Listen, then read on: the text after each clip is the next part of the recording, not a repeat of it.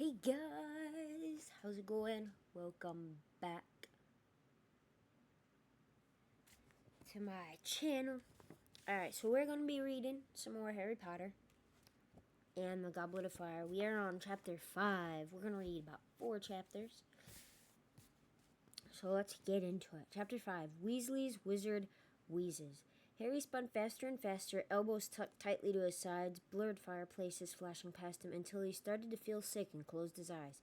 Then, when at last he felt himself slowing down, he threw out his hands and came to a halt in time to prevent himself from falling face forward out of the Weasley's kitchen fire.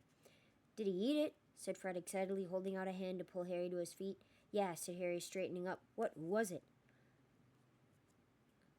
Tongue toffee, said Fred brightly. "George and I invented them, and we've been looking for someone to test them on all summer."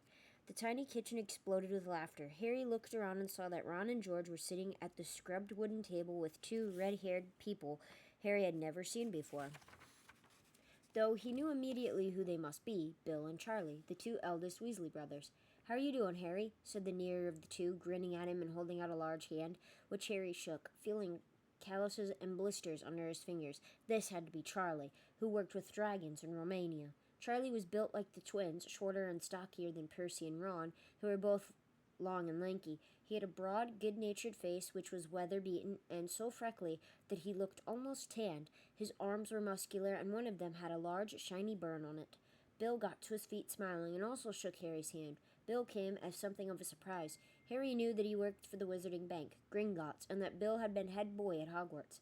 Harry had always imagined Bill to be an older version of Percy, fussy about rule-breaking and fond of bossing everyone around. However, Bill was, there was no other word for it, cool. He was tall, with long hair that he had tied back in a ponytail. He was wearing an earring with what looked like a fang dangling from it. Bill's clothes would not have looked out of place at a rock concert, except that Harry recognized his boots to be made, not of leather, but of dragon hide. Before any of them could say anything else, there was a faint popping noise, and Mr. Weasley appeared out of thin air at George's shoulder. He was looking angrier than Harry had ever seen him. "That wasn't funny, Fred," he shouted. "What on earth did you give that Muggle boy?" "I didn't give him anything," said Fred with another evil grin. "I just dropped it. It was his fault he went and ate it. I never told him to." "You dropped it on purpose," roared Mr. Weasley. "You knew he'd eat it. You knew he was on a diet." "How big did his tongue get?" George asked eagerly. "It was 4 feet long before his parents would let me shrink it." Harry and the Weasleys roared with laughter again. "It isn't funny," Mr. Weasley shouted. "That sort of behavior seriously undermines Wizard-Muggle relations. I spend half of my life campaigning against the mistreatment of Muggles, and my own sons. We didn't give it to him because he's a Muggle," said Fred indignantly. "No, we gave it to him because he's a great bullying git," said George. "Isn't he, Harry?" "Yeah, he is, Mr. Weasley," said Harry earnestly. "That's not the point," raged Mr. Weasley. "You wait until I tell your mother." "Tell me what?" said a voice behind them. Mrs. Weasley had just entered the kitchen. She was a short, plump woman with a very kind face, though her eyes were presently narrowed with suspicion. "Oh, hello, Harry, dear," she said, spotting him and smiling. Then her eyes snapped back to her husband. "Tell me what, Arthur?" Mr. Weasley hesitated.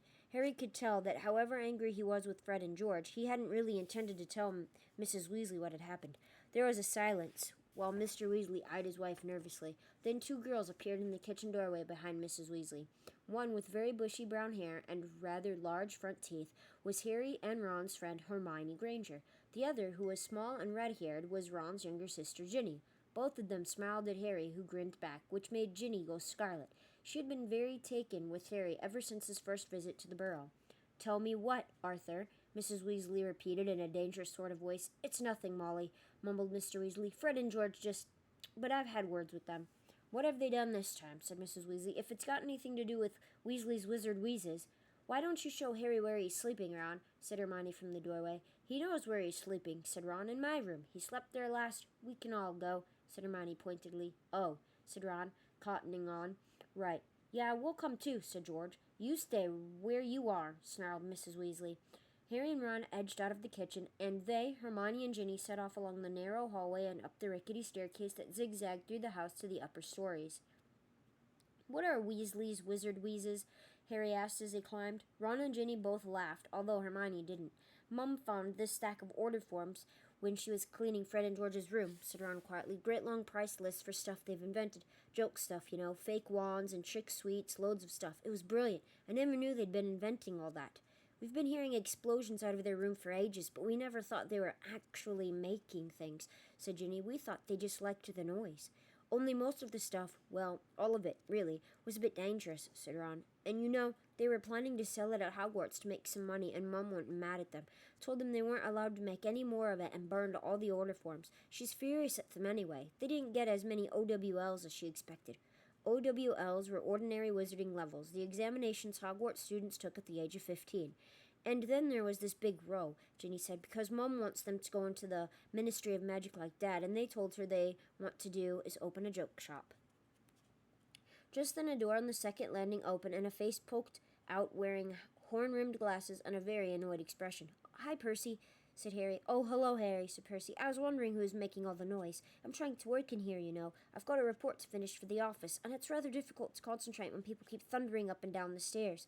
"We're not thundering," said Ron irritably. "We're walking. Sorry if we've disturbed the top-secret workings of the Ministry of Magic." "What are you working on?" said Harry. "One second, guys."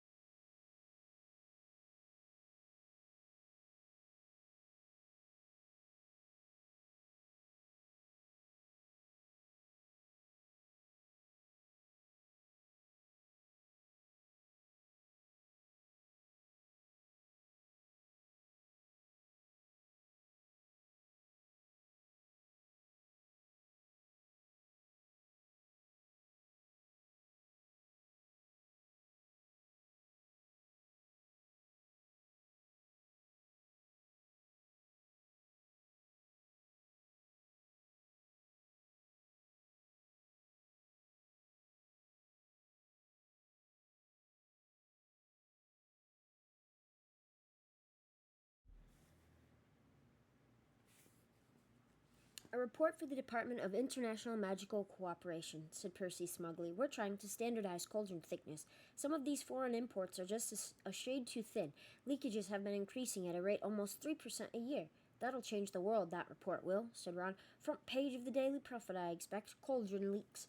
Percy went slightly pink. "You might sneer, Ron," he said heatedly, "but unless some sort of international law is imposed, we might well find the market flooded with flimsy, shallow-bottomed products that seriously endanger—" Yeah, all right," said Ron, and he started off upstairs again.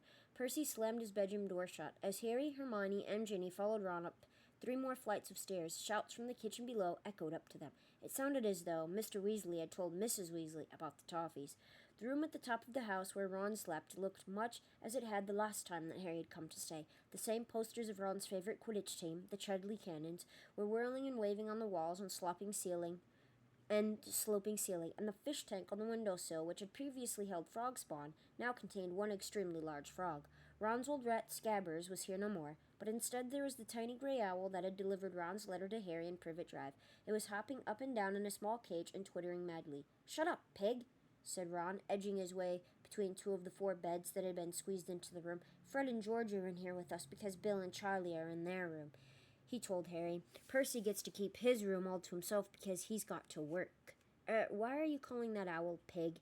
Harry asked Ron. "Because he's being stupid," said Ginny. "Its proper name is Pigwidgeon." Pigwidgeon.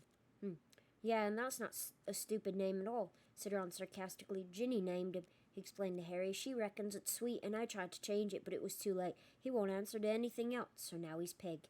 I've got to keep him up here because he annoys Errol and Hermes. He annoys me too, come to that." Pigwidgeon zoomed happily around his cage, hooting shrilly. Harry knew Ron too well to take him seriously. He had moaned continually about his old rat Scabbers, but had been most upset when Hermione's cat Crookshanks appeared to have eaten him. "Where's Crookshanks?" Harry asked Hermione now. "Out in the garden, I expect," she said. "He likes chasing gnomes. He's never seen any before." "Percy's enjoying work, then," said Harry, sitting down on one of the beds and watching the Chudley Cannon zooming in and out of the posters on the ceiling. "Enjoying it," said Ron darkly. "I don't reckon he'd come home if Dad didn't make him." He's obsessed. Just don't get him onto the subject of his boss, according to Mr. Crouch. As I was saying to Mr. Crouch is of the opinion. Mr. Crouch was telling me they'll be announcing their engagement any day now. Have you had a good summer, Harry? Said Hermione. Did you get our food parcels and everything? Yeah, thanks a lot, said Harry. They saved my life, those cakes. And have you heard from... Ron began, but at a look from Hermione, he fell silent. Harry knew Ron had been about to ask about Sirius. Ron and Hermione had been so deeply involved in helping Sirius escape from the Ministry of Magic that they were almost as concerned about Harry's godfather as he was. However, discussing him in front of Ginny was a bad idea. Nobody but themselves and Professor Dumbledore knew about how Sirius had escaped, or believed in his innocence. I think they've stopped arguing, said Hermione to cover the awkward moment, because Ginny was looking curiously from Ron to Harry. Shall we go down and help your mum with dinner? Yeah, all right, said Ron. The four of them left Ron's room and went back downstairs to find Mrs. Weasley alone in the kitchen, looking extremely bad-tempered. We're eating out in the garden, she said when they came in. There's just not room for 11 people in here. Could you take the plates outside, girls? Bill and Charlie are setting up the tables. Knives and forks, please, you two, she said to Ron and Harry, pointing her wand a little more vigorously than she had intended at a pile of potatoes in the sink, which shot out of their skins so fast that they ricocheted off the walls and ceiling. Oh, for heaven's sake, she snapped, now directing her wand at a dustpan, which hopped off the sideboard and started skating across the floor, scooping up the potatoes. Those two, she burst out savagely, now pulling pots and pans out of a cupboard, and Harry knew she meant Fred and George. I don't know what's gotten into them. I really don't. No ambition, unless you count making as much trouble as they possibly can. Mrs. Weasley slammed a large copper saucepan down on the kitchen table and began to wave her wand around inside it. A creamy sauce poured from the wand tip as she stirred. It sounds to me like they're not letting their children be what the children want to be, and they just want their kids to go into the ministry like everyone else. But if Fred and George want to run a joke shop, why not let Fred and George run a joke shop where they can actually be successful and enjoy what they do for work, instead of being stuck doing something they don't want to do, like working in the Ministry of Magic? I mean, that's just how I see it. But then again, you can also compare that to real life, too. Think of how many times your parents wanted you to do something you didn't want to do.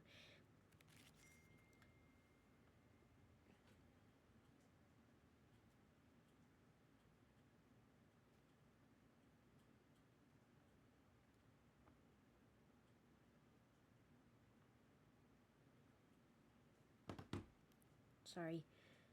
Text messages. And the sad thing is my phone's on silent, so it's only people that have emergency bypass. Anyways, it's not as though they haven't got brains, she continued irritably, taking the saucepan over to the stove and lighting it with a further poke of her wand, but they're wasting them, and unless they pull themselves together soon, they'll be in real trouble. I've had more owls from Hogwarts about them than the rest put together. If they carry on the way they're going, they'll end up in front of the improper use of magic office. Mrs. Weasley jabbed her hand at the cutlery drawer, which shot open. Harry and Ron both jumped out of the way as several knives soared out of it, flew across the kitchen, and began chopping the potatoes, which had just been tipped back into the sink by the dustpan. I don't know where we went wrong with them, said Mrs. Weasley, putting down her wand and starting to pull out still more saucepans. It's been the same for years, one thing after another, and they won't listen to... Oh, not again! She had picked up her wand from the table and had emitted a loud squeak and turned into a giant rubber mouse. One of their fake ones again, she shouted. How many times have I told them not to leave them lying around? She grabbed her real wand and turned around to find that the sauce on the stove was smoking. Come on, Ron said hurriedly to Harry, seizing a handful of cutlery from the open drawer. Let's go and help Bill and Charlie. They left Mrs. Weasley and headed out the back door into the yard. They had only gone a few paces when Hermione's bandy-legged ginger cat Crookshanks came pelting out of the garden, bottle-brush tail held high in the air, chasing what looked like muddy potato on legs. Harry recognized it instantly as a gnome, barely 10 inches high, its horny little feet pattering very fast as it sprinted across the yard and dived headlong into one of the Wellington boots that lay scattered around the door. Harry could hear the gnome giggling madly as Crookshanks inserted a paw into the boot, trying to reach it.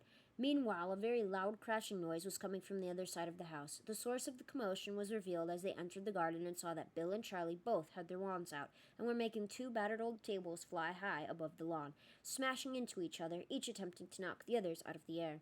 Fred and George were cheering, Ginny was laughing, and Hermione was hovering near the hedge, apparently torn between amusement and anxiety. Bill's table caught Charlie's with a huge bang and knocked one of its legs off. There was a clatter from overhead, and they all looked up to see Percy's head poking out of the window on the second floor. Will you keep it down? He bellowed. Sorry, Perce, said George, grinning.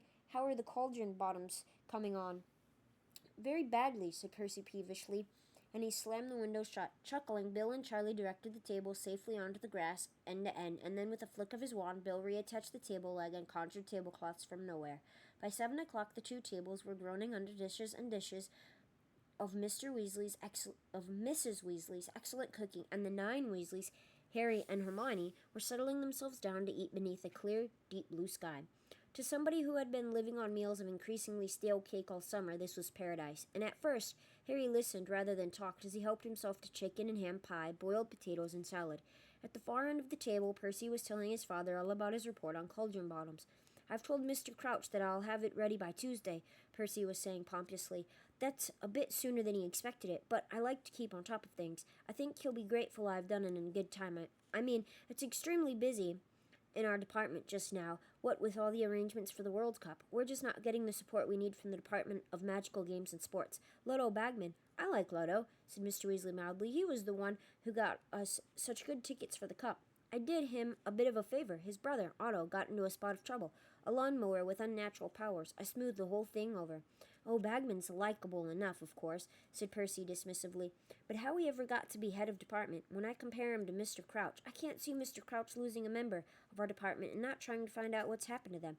You realize Bertha Jorkins has been missing for over a month now? Went on holiday to Albania and never came back?" "Yes, I was asking Ludlow about that," said Mr. Weasley, frowning. "He says Bertha's gotten lost plenty of times before now. Though I must say, if it was someone in my department, I'd be worried." "Oh, Bertha's hopeless, all right," said Percy. "I hear she's been shunted from department to department for years. Much more trouble than she's worth, but all the same, Bagman ought to be trying to find her. Mr. Crouch has been taking a personal interest. She worked in our department at one time, and I think Mr. Crouch was quite fond of her. But Bagman just keeps laughing and saying she's probably misread the map and ended up in Australia instead of Albania. However," Percy heaved an impressive sigh and took a deep swig of elderflower wine. "We've got quite enough on our plate to the Department of International Magical Corporation without trying to find members of other departments, too. As you know, we've got another big event to organize right after the World Cup." Percy cleared his throat significantly and looked down toward the end of the table where Harry, Ron, and Hermione were sitting. "You know the one I'm talking about, Father." He raised his voice slightly. "The top secret one." Ron rolled his eyes and muttered to Harry and Hermione. "He's been trying to get us to ask what that event is ever since he started work. Probably an exhibition for thick-bottomed cauldrons." In the middle of the table, Mrs. Weasley was arguing with Bill about his earring, which seemed to be a recent acquisition. "With a horrible great fang on it, really, Bill? What do they think? What do they say at the bank?" "Mom, no one at the bank gives a damn how we dress as long as I bring home plenty of treasure," said Bill patiently. "And your hair's getting silly, dear," said Mrs. Weasley, fingering her wand lovely. "I wish you'd let me give it a trim." "I like it," said Ginny, who was sitting beside Bill. "You're so old-fashioned, Mom. Anyway, it's nowhere near as long as Professor Dumbledore's." Next to Mrs. Weasley, Fred, George, and Charlie were all talking spiritedly about the World Cup. "It's got to be Ireland," said Charlie thickly through a mouthful of potato. "They flattened Peru in the semifinals."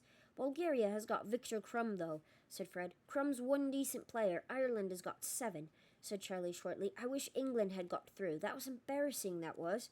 "What happened?" said Harry eagerly, regretting more than ever his isolation from the wizarding world when he was stuck on Privet Drive. "Went down to Transylvania 390 to 10, said Charlie gloomily. "Shocking performance, and Wales lost to Uganda, and Scotland was slaughtered by Luxembourg." Harry had been on the Gryffindor House Quidditch team ever since his first year at Hogwarts and owned one of the best racing brooms in the world, a Firebolt. Flying came more naturally to Harry than anything else in the magical world, and he played in the position of Seeker on the Gryffindor House team. Mr. Weasley conjured up candles to light the darkening garden before they had their homemade strawberry ice cream, and by the time they had finished, moths were fluttering low over the table, and the warm air was perfumed with the smells of grass and honeysuckle. Harry was feeling extremely well fed and at peace with the world as he watched several gnomes sprinting through the rose bushes, laughing madly and closely pursued by Crookshanks. Ron looked carefully up the table to check that the rest of the family were all busy talking. Then he said very quietly to Harry, "So, have you heard from Sirius lately?" Hermione looked around, listening closely. "Yes," said Harry softly, "twice. He sounds okay. I wrote to him yesterday. He might write back while I'm here." He suddenly remembered the reason he had written to Sirius, and for a moment was on the verge of telling Ron and Hermione about his scar hurting again, and about the dream that had awoken him, but he really didn't want to worry them just now. not when he himself was feeling so happy and peaceful. "Look at the time," Mrs. Weasley said suddenly, checking her wristwatch. "You really should be in bed, the whole lot of you. You'll be up at the crack of dawn to get to the cup. Harry, if you leave your school list out, I'll get your things for you tomorrow in Diagon Alley. I'm getting everyone else's. There might not be time after the World Cup. The match went on for 5 days last time." "Wow, hope it does this time," said Harry enthusiastically. "Well, I certainly don't," said Percy sanctimoniously. "I shudder to think the state of my in-tray would be if I was away from work for 5 days." "Yeah, someone might slip dragon dung in it again, eh, Perce?" said Fred. "That was a sample of fertilizer from Norway," said Percy, going very red in the face. "It was nothing personal." "It was," Fred whispered to Harry as they got up from the table. "We sent it." That's funny. They're sending dung to their brother. Definitely funny, that's for sure. Chapter 6, The Portkey. Harry felt as though he had barely lain down to sleep in Ron's room when he was being shaken awake by Mrs. Weasley. "Time to go, Harry dear," she whispered, moving away to wake Ron. Harry felt around for his glasses, put them on, and sat up. It was still dark outside. Ron muttered indistinctly as his mother roused him. At the foot of Harry's mattress, he saw 2 large, disheveled shapes emerging from tangles of blankets. "It's time already," said Fred groggily. They dressed in silence, too sleepy to talk. Then, yawning and stretching, the 4 of them headed downstairs into the kitchen. Mrs. Weasley was stirring the contents of a large pot on the stove, while Mr. Weasley was sitting at the table, checking a sheaf of large parchment tickets. He looked up as the boys entered and spread his arms so that they could see his clothes more clearly. He was wearing what appeared to be a golfing sweater and a very old pair of jeans, slightly too big for him, and held up with a thick leather belt. "What do you think?" He asked anxiously. "We're supposed to go incognito. Do I look like a muggle, Harry?" "Yeah," said Harry, smiling. "Very good. Where's Bill and Charlie and Percy?" said George, failing to stifle a huge yawn. Well, they're apparating, aren't they?" said Mrs. Weasley, heaving the large pot over to the table and starting to ladle porridge into bowls so they can have a bit of a lie-in. Harry knew that apparating meant disappearing from one place and reappearing almost instantly in another, but had never known any Hogwarts student to do it, and understood that it was very difficult. "So they're still in bed," said Fred grumpily, pulling his bowl of porridge toward him. "Why can't we apparate too?" "Because you're not of age, and you haven't passed your test," snapped Mrs. Weasley. "And where have those girls got to?" She bustled out of the kitchen, and they heard her climbing the stairs. "You have to pass a test to apparate?" Harry asked. "Oh, yes," said Mr. Weasley, tucking the ticket safely into the back pocket of his jeans. "The Department of Magical Transportation had to fine a couple of people the other day for apparating without a license. It's not easy, apparition, and when it's not done properly, it can lead to nasty complications. This pair I'm talking about went and splinched themselves." Everyone around the table except Harry winced. Splinched?" said Harry. "They left half of themselves behind," said Mr. Weasley, now spooning large amounts of treacle onto his porridge. "So, of course, they were stuck. Couldn't move either way. Had to wait for the accidental magical reversal squad to sort them out. Meant a fair old bit of paperwork, I can tell you, what with the muggles who spotted the body parts they'd left behind." Harry had a sudden vision of a pair of legs and an eyeball lying abandoned on the pavement of Privet Drive. "Were they okay?" he asked, startled. "Oh, yes," said Mr. Weasley matter-of-factly, "but they got a heavy fine, and I don't think they'll be trying it again in a hurry. You don't mess around with apparition. There are plenty of adult wizards who don't bother with it, prefer brooms, slower, but safer. But Bill and Charlie and Percy can all do it." "Charlie had to take the test twice," said Fred, grinning. "He failed the first time. Apparated 5 miles south of where he meant to, right on top of some poor old dear doing her shopping, remember?" "Yes, well, he passed the second time," said Mrs. Weasley, marching back into the kitchen amid hearty snickers. "Percy only passed 2 weeks ago," said George. "He's been apparating downstairs every morning since, just to prove he can." There were footsteps down the passageway, and Hermione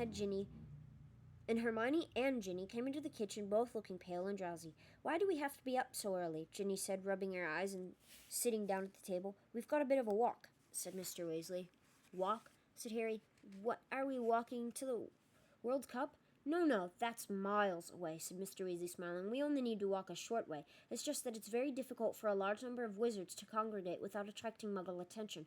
We have to be very careful about how we travel at the best of times, and on a huge occasion like the Quidditch World Cup." "George," said Mrs. Weasley sharply, and they all jumped. "What?" said George, in an innocent tone that deceived nobody. "What is that in your pocket?" "Nothing. Don't you lie to me." Mrs. Weasley pointed her wand at George's pocket and said, "Accio." Several small, brightly colored objects zoomed out of George's pocket. He made a grab for them, but missed, and they sped right into Mrs. Weasley's outstretched hand. "We told you to destroy them," said Mrs. Weasley furiously, holding up what were unmistakably more tongue toffees. "We told you to get rid of the lot. Empty your pockets. Go on, both of you." It was an unpleasant scene. The twins had evidently been trying to smuggle as many toffees out of the house as possible, and it was only by using her summoning charm that Mrs. Weasley managed to find them all. "Accio, Accio, Accio," she shouted, and tons and toffees zoomed from all sorts of unlikely places, including the lining of George's jacket and the turn-ups of Fred's jeans. "We spent 6 months developing those," Fred shouted at his mother as she threw the toffees away. "Oh, a fine way to spend 6 months," she shrieked. "No wonder you didn't get more OWLs." All in all, the atmosphere was not very friendly as they took their departure. Mrs. Weasley was still glowering as she kissed Mr. Weasley on the cheek, though not nearly as much as the twins, who had each hoisted their rucksacks onto their backs and walked out without a word to her. "We'll have a lovely time," said Mrs. Weasley, "and behave yourselves," she called after the twins, retreating back, but they did not look back or answer. "I'll send Bill, Charlie, and Percy along around midday," Mrs. Weasley said to Mr. Weasley as he, Harry, Ron, Hermione, and Ginny set off across the dark yard after Fred and George. It was chilly, and the moon was still out. Only a dull greenish tinge along the horizon to their right showed that daybreak was drawing closer. Harry, having been thinking about thousands of wizards speeding toward the Quidditch World Cup, sped up to walk with Mr. Weasley. "So how does everyone get there without all the muggles noticing?" he asked. "It's been a massive organizational problem," sighed Mr. Weasley. "The trouble is, about 100,000 wizards turn up at the World Cup, and of course, we just haven't got a magical site big enough to accommodate them all. There are places muggles can't penetrate, but imagine trying to pack 100,000 wizards into Diagon Alley, or Platform 9 3/4. So we had to find a nice deserted moor and set up as many anti-muggle precautions as possible. The whole ministry's been working on it for months. First, of course, we have to stagger the arrivals. People with cheaper tickets have to arrive 2 weeks beforehand. A limited number use Muggle transport, but we can't have too many clogging up their buses and trains. Remember, wizards are coming from all over the world. Some apparate, of course, but we have to set up safe points for them to appear, well away from Muggles. I believe there's a handy wood they're using as the apparition point. For those who don't want to apparate, or can't, we use portkeys. They're objects that are used to transport wizards from one spot to another at a prearranged time. You can do large groups at a time if you need to. There have been 200 portkeys placed at strategic points around Britain, and the nearest one to us is up at the top of Stoats Head Hill, so that's where we're headed." Mr. Weasley pointed ahead of them, where a large black mass rose beyond the village of Ottery St. Catchpole. "What sort of objects are portkeys?" said Harry curiously. "Well, they can be anything," said Mr. Weasley. "Unobtrusive things, obviously, so muggles don't go picking them up and playing with them. Stuff they'll just think is litter." They trudged down the dark, dank lane toward the village, the silence broken only by their footsteps.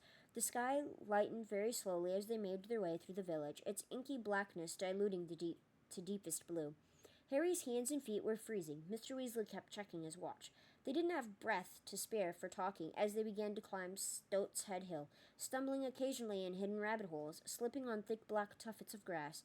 Each breath Harry took was sharp in his chest, and his legs were starting to seize up, when at last his feet found level ground.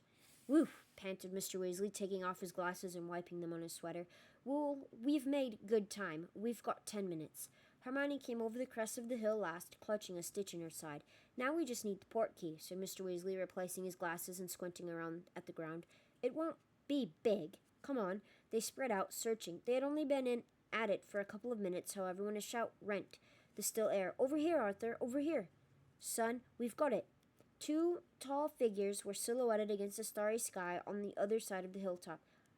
"Amos," said Mr. Weasley, smiling as he strode over to the man who had shouted. The rest of them followed. Mr. Weasley was shaking hands with a ruddy-faced wizard with a scrubby brown beard who was holding a moldy-looking old boot in his other hand. "This is Amos Diggory, everyone," said Mr. Weasley. "He works for the Department for the Regulation and Control of Magical Creatures, and I think you know his son, Cedric." Cedric Diggory was an extremely handsome boy of around 17. He was captain and seeker of the Hufflepuff House Quidditch team at Hogwarts. "Hi," said Cedric, looking around at them all. Everybody said hi back except Fred and George, who merely nodded. They had never quite forgiven Cedric for beating their team Gryffindor in the first Quidditch match of the previous year. "Long walk, Arthur?" Cedric's father asked. "Not too bad," said Mr. Weasley. "We live just on the other side of the village there. You had to get up at 2, didn't we, Ced? I tell you, I'll be glad when he's got his apparition test. Still, not complaining, Quidditch World Cup wouldn't miss it for a sack full of galleons, and the tickets cost about that. Mind you, looks like I got off easy. Amos Diggory peered good-naturedly around at the three Weasley boys, Harry, Hermione, and Ginny. All these years, Arthur? Oh no, only the redheads, said Mr. Weasley, pointing out his children. This is Hermione, friend of Ron's, and Harry, another friend. Merlin's beard, said Amos Diggory, his eyes widening. Harry? Harry Potter? Yeah, said Harry. Harry was used to people looking curiously at him when they met him, used to the way their eyes moved at once to the lightning scar on his forehead, but it always made him feel uncomfortable. Ced's talked about you, of course, said Amos Diggory. Told us all about playing against you last year. I said, Ced, that'll be something to tell your grandchildren, that will. You beat Harry Potter. Harry couldn't think of any reply to this, so he remained silent. Fred and George were both scowling again. Cedric looked slightly embarrassed. Harry fell off his broom, Dad, he muttered. I told you, it was an accident. Yes, but you didn't fall off, did you? Roared Amos genially, slapping his son on his back. Always modest, Arthur said. Always the gentleman. The best man won. I'm sure Harry'd say the same, wouldn't you, eh? One falls off his broom, one stays on. You don't need to be a genius to tell which one's the better flyer. Must be nearly time, said Mr. Weasley quickly, pulling out his watch again. Do you know whether we're waiting for any more, Amos? That's the sad part about it, is Harry fell off of his broom because of a bunch of Dementors. He didn't fall off of his broom for any other purpose besides that. Hold on, what does this person want?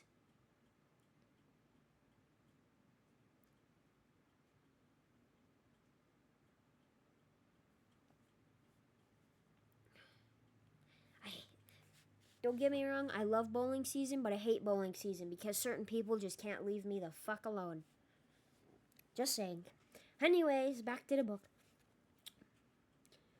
No, the Lovegoods have been there for a week already, and the Fawcetts shouldn't get tickets, said Mr. Diggory. There aren't any more of us in this area, are there? Not that I know of, said Mr. Weasley. Yes, it's a minute off. We'd better get ready. He looked around at Harry and Hermione. You just need to touch the port key, that's all. A finger will do. With difficulty, owing to their bulky backpacks, the 9 of them crowded around the old boot, held out by Amos Diggory. They all stood there in a tight circle as a chill breeze swept over the hilltop. Nobody spoke. It suddenly occurred to Harry how odd this would look if a muggle were to walk up here now. 9 people, 2 of them grown men, clutching this manky old boot in the semi-darkness waiting. 3, muttered Mr. Weasley, one eye still on his watch. 2, 1. It happened immediately. Harry felt as though a hook just behind his navel had been suddenly jerked irresistibly forward. His feet left the ground. He could feel Ron and Hermione on either side of him, their shoulders banging into his. They were all speeding forward in a howl of wind and swirling color. His forefinger was stuck to the boot as though it was pulling him magnetically onward, and then his feet slammed into the ground. Ron staggered into him, and he fell over. The port key hit the ground near his head with a heavy thud. Harry looked up. Mr. Weasley, Mr. Diggory, and Cedric were still standing, though looking very windswept. Everybody else was on the ground. 5:07 from Stilts Head Hill, said a voice. Oh, seems like they made it through. Chapter 7, Bagman and Crouch. Harry disentangled himself from Ron and got to his feet. They had arrived on what appeared to be a deserted stretch of misty moor. In front of them was a pair of tired and grumpy-looking wizards, one of whom was holding a large gold watch, the other a thick roll of parchment and a quill. Both were dressed as muggles, though very inexpertly. The man with the watch wore a tweed suit with thigh-length galoshes, his colleague a kilt and a poncho. Morning, Basil, said Mr. Weasley, picking up the boot and handing it to the kilted wizard, who threw it into a large box of used port keys beside him. Harry could see an old newspaper, an empty drinks can, and a punctured football. Hello there, Arthur, said Basil wearily. Not on duty, eh? It's all right for some. We've been here all night. You'd better get out of the way. We've got a big party coming in from the Black Forest at 5:15. Hang on, I'll find your campsite. Weasley. He consulted his parchment list. About a quarter of a mile's walk over there. First field you come to. Site manager's called Mr. Roberts. Diggory, second field. Ask for Mr. Payne. Thanks, Basil, said Mr. Weasley, and he beckoned everyone to follow them. They set off across the deserted moor, unable to make out much through the mist. After about 20 minutes, a small stone cottage next to a gate swam into view. Beyond it, Harry could just make out the ghostly shapes of hundreds and hundreds of tents, rising up the gentle slope of a large field toward a dark wood on the horizon. They said goodbye to the Diggorys and approached the cottage door. A man was standing in the doorway looking out at the tents. Harry knew at a glance that this was the only real Muggle for several acres. When he heard their footsteps, he turned his head to look at them. "Morning," said Mr. Weasley brightly. "Morning," said the Muggle. "Would you be Mr. Roberts?" I would," said Mr. Roberts. "And who are you?" "Weasley, 2 tents, booked a couple of days ago." "Aye," said Mr. Roberts, consulting a list tacked to the door. "We've got a space up by the wood there, just the one night." "That's it," said Mr. Weasley. "You'll be paying now, then?" said Mr. Roberts. "Ah, right, certainly," said Mr. Weasley. He retreated a short distance from the cottage and beckoned Harry toward him. "Help me, Harry," he muttered, pulling a roll of Muggle money from his pocket and starting to peel the notes apart. "This one's a 10? Ah, yes, I see the little number on it now. So this is a 5. A 20, Harry corrected him in an undertone, uncomfortably aware of Mr. Roberts trying to catch every word. "Ah, yes, so it is. I don't know, these little bits of paper." "You foreign?" said Mr. Roberts, as Mr. Weasley returned with the correct notes. "Foreign," repeated Mr. Weasley, puzzled. "You're not the first one who's had trouble with money," said Mr. Roberts, scrutinizing Mr. Weasley closely. "I had 2 try and pay me with a great gold coins the size of hubcaps 10 minutes ago."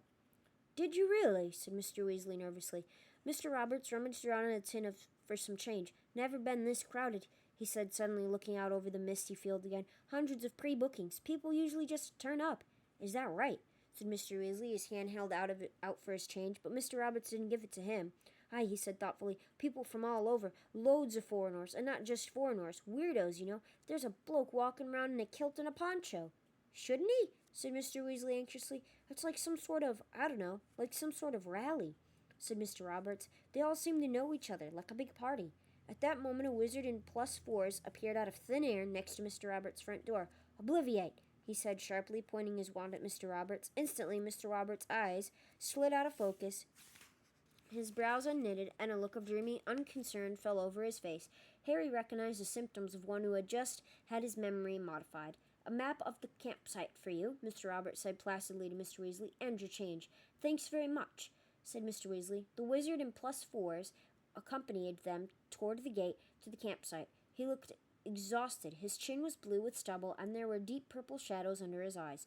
Once out of earshot of Mr. Roberts, he muttered to Mr. Weasley, "Been having a lot of trouble with him. Needs a memory charm 10 times a day to keep him happy. And little Bagman's not helping. Trotting around talking about bludgers and quaffles at the top of his voice. Not a worry about anti-Muggle security. Blimey, I'll be glad when this is over. See you later, Arthur." He disapparated. "I thought Mr. Bagman was head of magical games and sports," said Ginny, looking surprised. "He should know better than to talk about bludgers near Muggles, shouldn't he?" "He should," said Mr. Weasley, smiling and leading them through the gates into the campsite. "But Little's always been a bit, well, lax about security.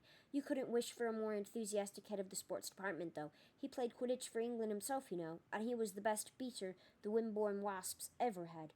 They trudged up the misty field between long rows of tents. Most looked almost ordinary. Their owners had clearly tried to make them as Muggle-like as possible, but had slipped up by adding chimneys or bell pulls or weather vanes. However, here and there was a tent so obviously magical that Harry could hardly be surprised that Mr. Roberts was getting suspicious. Halfway up the field stood an extravagant confection of striped silk like a miniature palace, with several live peacocks tethered at the entrance. A little farther on they passed a tent that had 3 floors and several turrets, and a short way beyond that was a tent that had a front garden attached, complete with bird bath, sundial, and fountain. "Always the same," said Mr. Weasley, smiling. "We can't resist showing off when we get together. Ah, here we are. Look, this is us." They had reached the very edge of the wood at the top of the field, and here was an empty space with a small sign hammered into the ground that read, "Weasley." "Couldn't have a better spot," said Mr. Weasley happily. "The field is just on the other side of the wood there. We're as close as we could be." He hoisted his backpack from his shoulders. "Right," he said excitedly. "No magic allowed, strictly speaking, not when we're out in these numbers on Muggle land. We'll be putting these tents up by hand. Shouldn't be too difficult. Muggles do it all the time. Here, Harry, where do you reckon we should start?" Harry had never been camping in his life. The Dursleys had never taken him on any kind of holiday, preferring to leave him with Mrs. Figg, an old neighbor. However, he and Hermione worked out where most of the poles and pegs should go, and though Mr. Weasley was more of a hindrance than a help, because he got thoroughly overexcited when it came to using the mallet, they finally managed to erect a pair of shabby 2-man tents. All of them stood back to admire their handiwork. Nobody looking at these tents would guess they belonged to wizards, Harry thought, but the trouble was that once Bill, Charlie, and Percy arrived, there would be a party of 10. Hermione seemed to have spotted this problem too. She gave Harry a quizzical look as Mr. Weasley dropped to his hands and knees and entered the first tent. "We'll be a bit cramped," he called, "but I think we'll all squeeze in. Come on and have a look." Harry bent down, ducked under the tent flap, and felt his jaw drop. He had walked into what looked like an old-fashioned three-room flat, complete with bathroom and kitchen. Oddly enough, it was furnished in exactly the same sort of style as Mrs. Fig's house. There were crocheted covers on the mismatched chairs and a strong smell of cats. "Well, it's not for long," said Mr. Weasley, mopping his bald patch with a handkerchief and peering in at the 4 bunk beds that stood in the bedroom. "I borrowed this from Perkins at the office. Doesn't camp much anymore, poor fellow. He's got lumbago." He picked up the dusty kettle and peered inside it. "We'll need water. I don't know what the heck lumbago is, but whatever it is doesn't sound pleasant." "There's a tap marked on this map the Muggle gave us," said Ron, who had followed Harry inside the tent and seemed completely unimpressed by its extraordinary inner proportions. "It's on the other side of the field." "Well, why don't you, Harry, and Hermione go and get us some water then?" Mr. Weasley handed over the kettle and a couple of saucepans, "and the rest of us will get some wood for a fire." "But we've got an oven," said Ron. "Why can't we just—" "Ron, anti-Muggle security," said Mr. Weasley, his face shining with anticipation. "When real Muggles camp, they cook on fires outdoors. I've seen them at it." After a quick tour of the girls' tent, which was slightly smaller than the boys', though without the smell of cats, Harry, Ron, and Hermione set off across the campsite with the kettle and saucepans. Now, with the sun newly risen and the mist lifting, they could see the city of tents that stretched in every direction.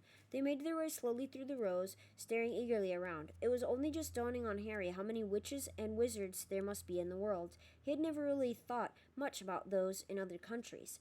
Their fellow campers were starting to wake up. First to stir were the families with small children.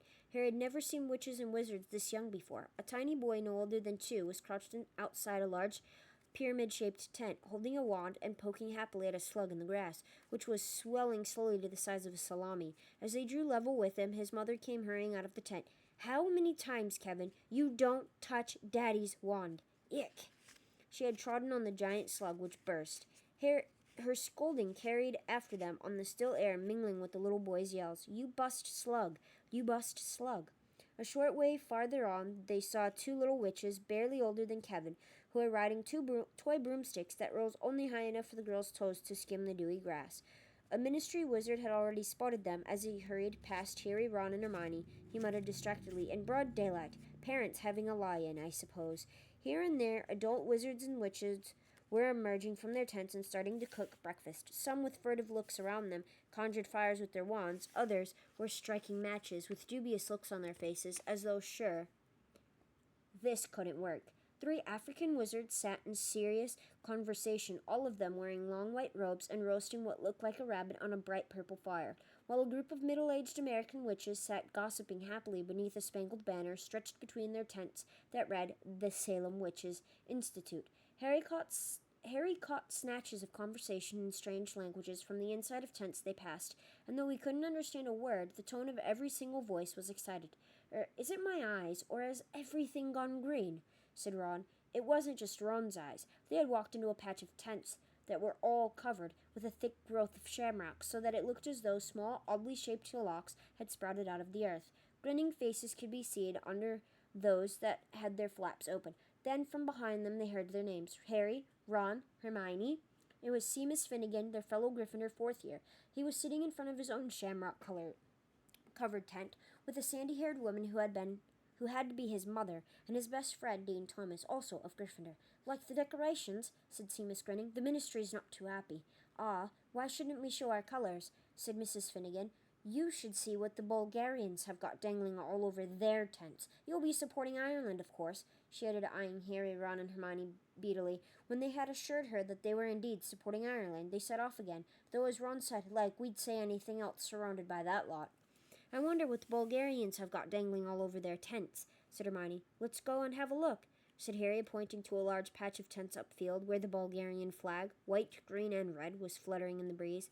The tents here had not been bedecked with plant life, but each and every one of them had the same poster attached to it, a poster of a very surly face with heavy black eyebrows. The picture was, of course, moving, but all it did was blink and scowl. "Crumb," said Ron quietly. "What?" said Hermione. "Krum," said Ron. "Victor Krum, the Bulgarian seeker." "He looks really grumpy," said Hermione, looking around at the many crumbs blinking and scowling at them. "Really grumpy."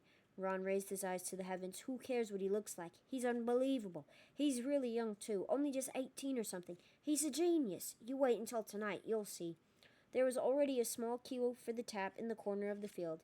Harry, Ron, and Hermione joined it right behind a pair of men who were having a heated argument. One of them was a very old wizard who was wearing a long, flowery nightgown. The other was clearly a ministry wizard. He was holding out a pair of pinstriped trousers and almost crying with exasperation. "Just put them on, Archie. There's a good chap. You can't walk around like that. The muggle at the gate's already getting suspicious." "I bought this in a muggle shop," said the old wizard stubbornly. "Muggles wear them."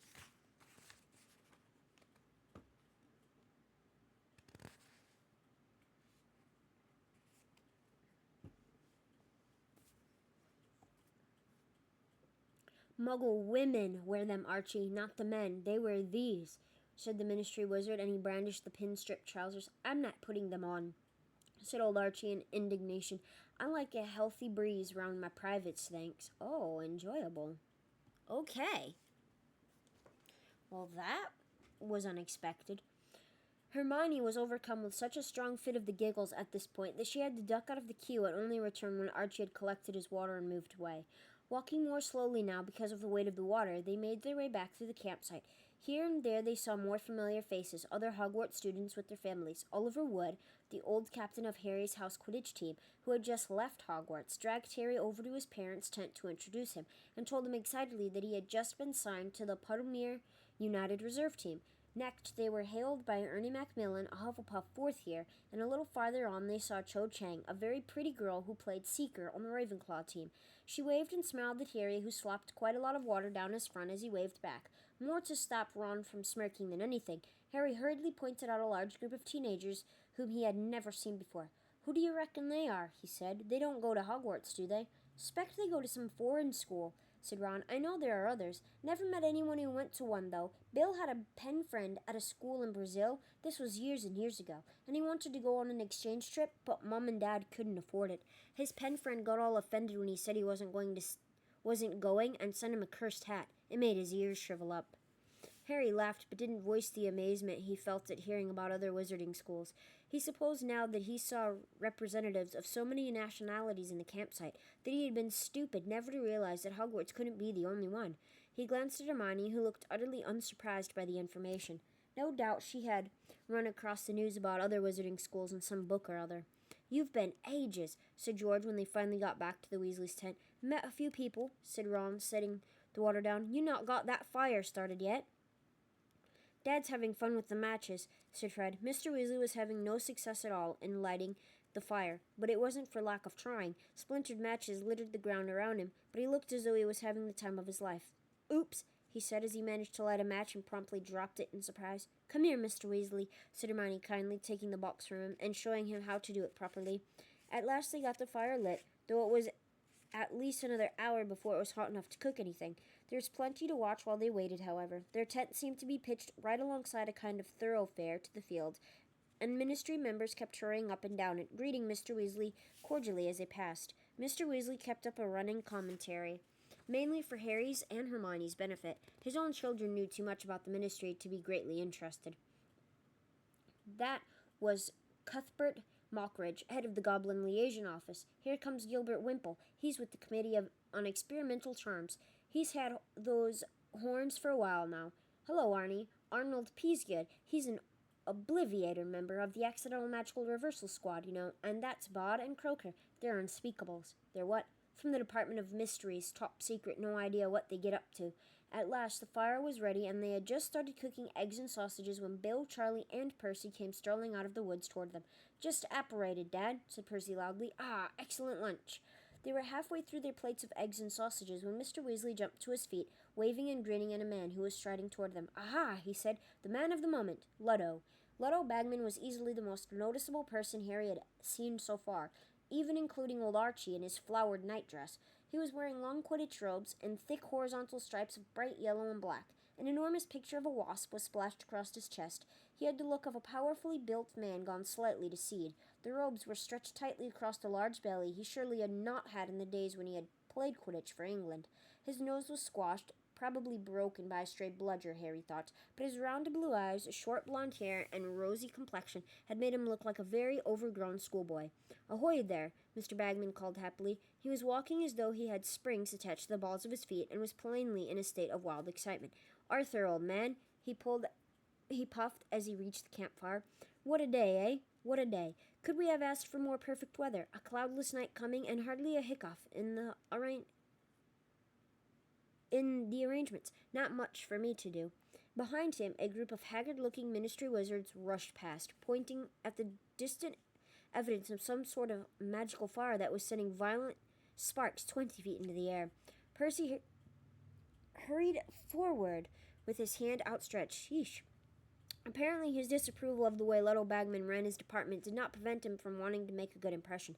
"Ah, yes," said Mr. Weasley, grinning. "This is my son Percy. He's just started at the ministry. And this is Fred. No, George. Sorry, that's Fred. Bill, Charlie, Ron, my daughter Ginny, and Ron's friends Hermione Granger and Harry Potter." Bagman did the smallest of double takes when he heard Harry's name, and his eyes performed the familiar flick upward to the scar on Harry's forehead.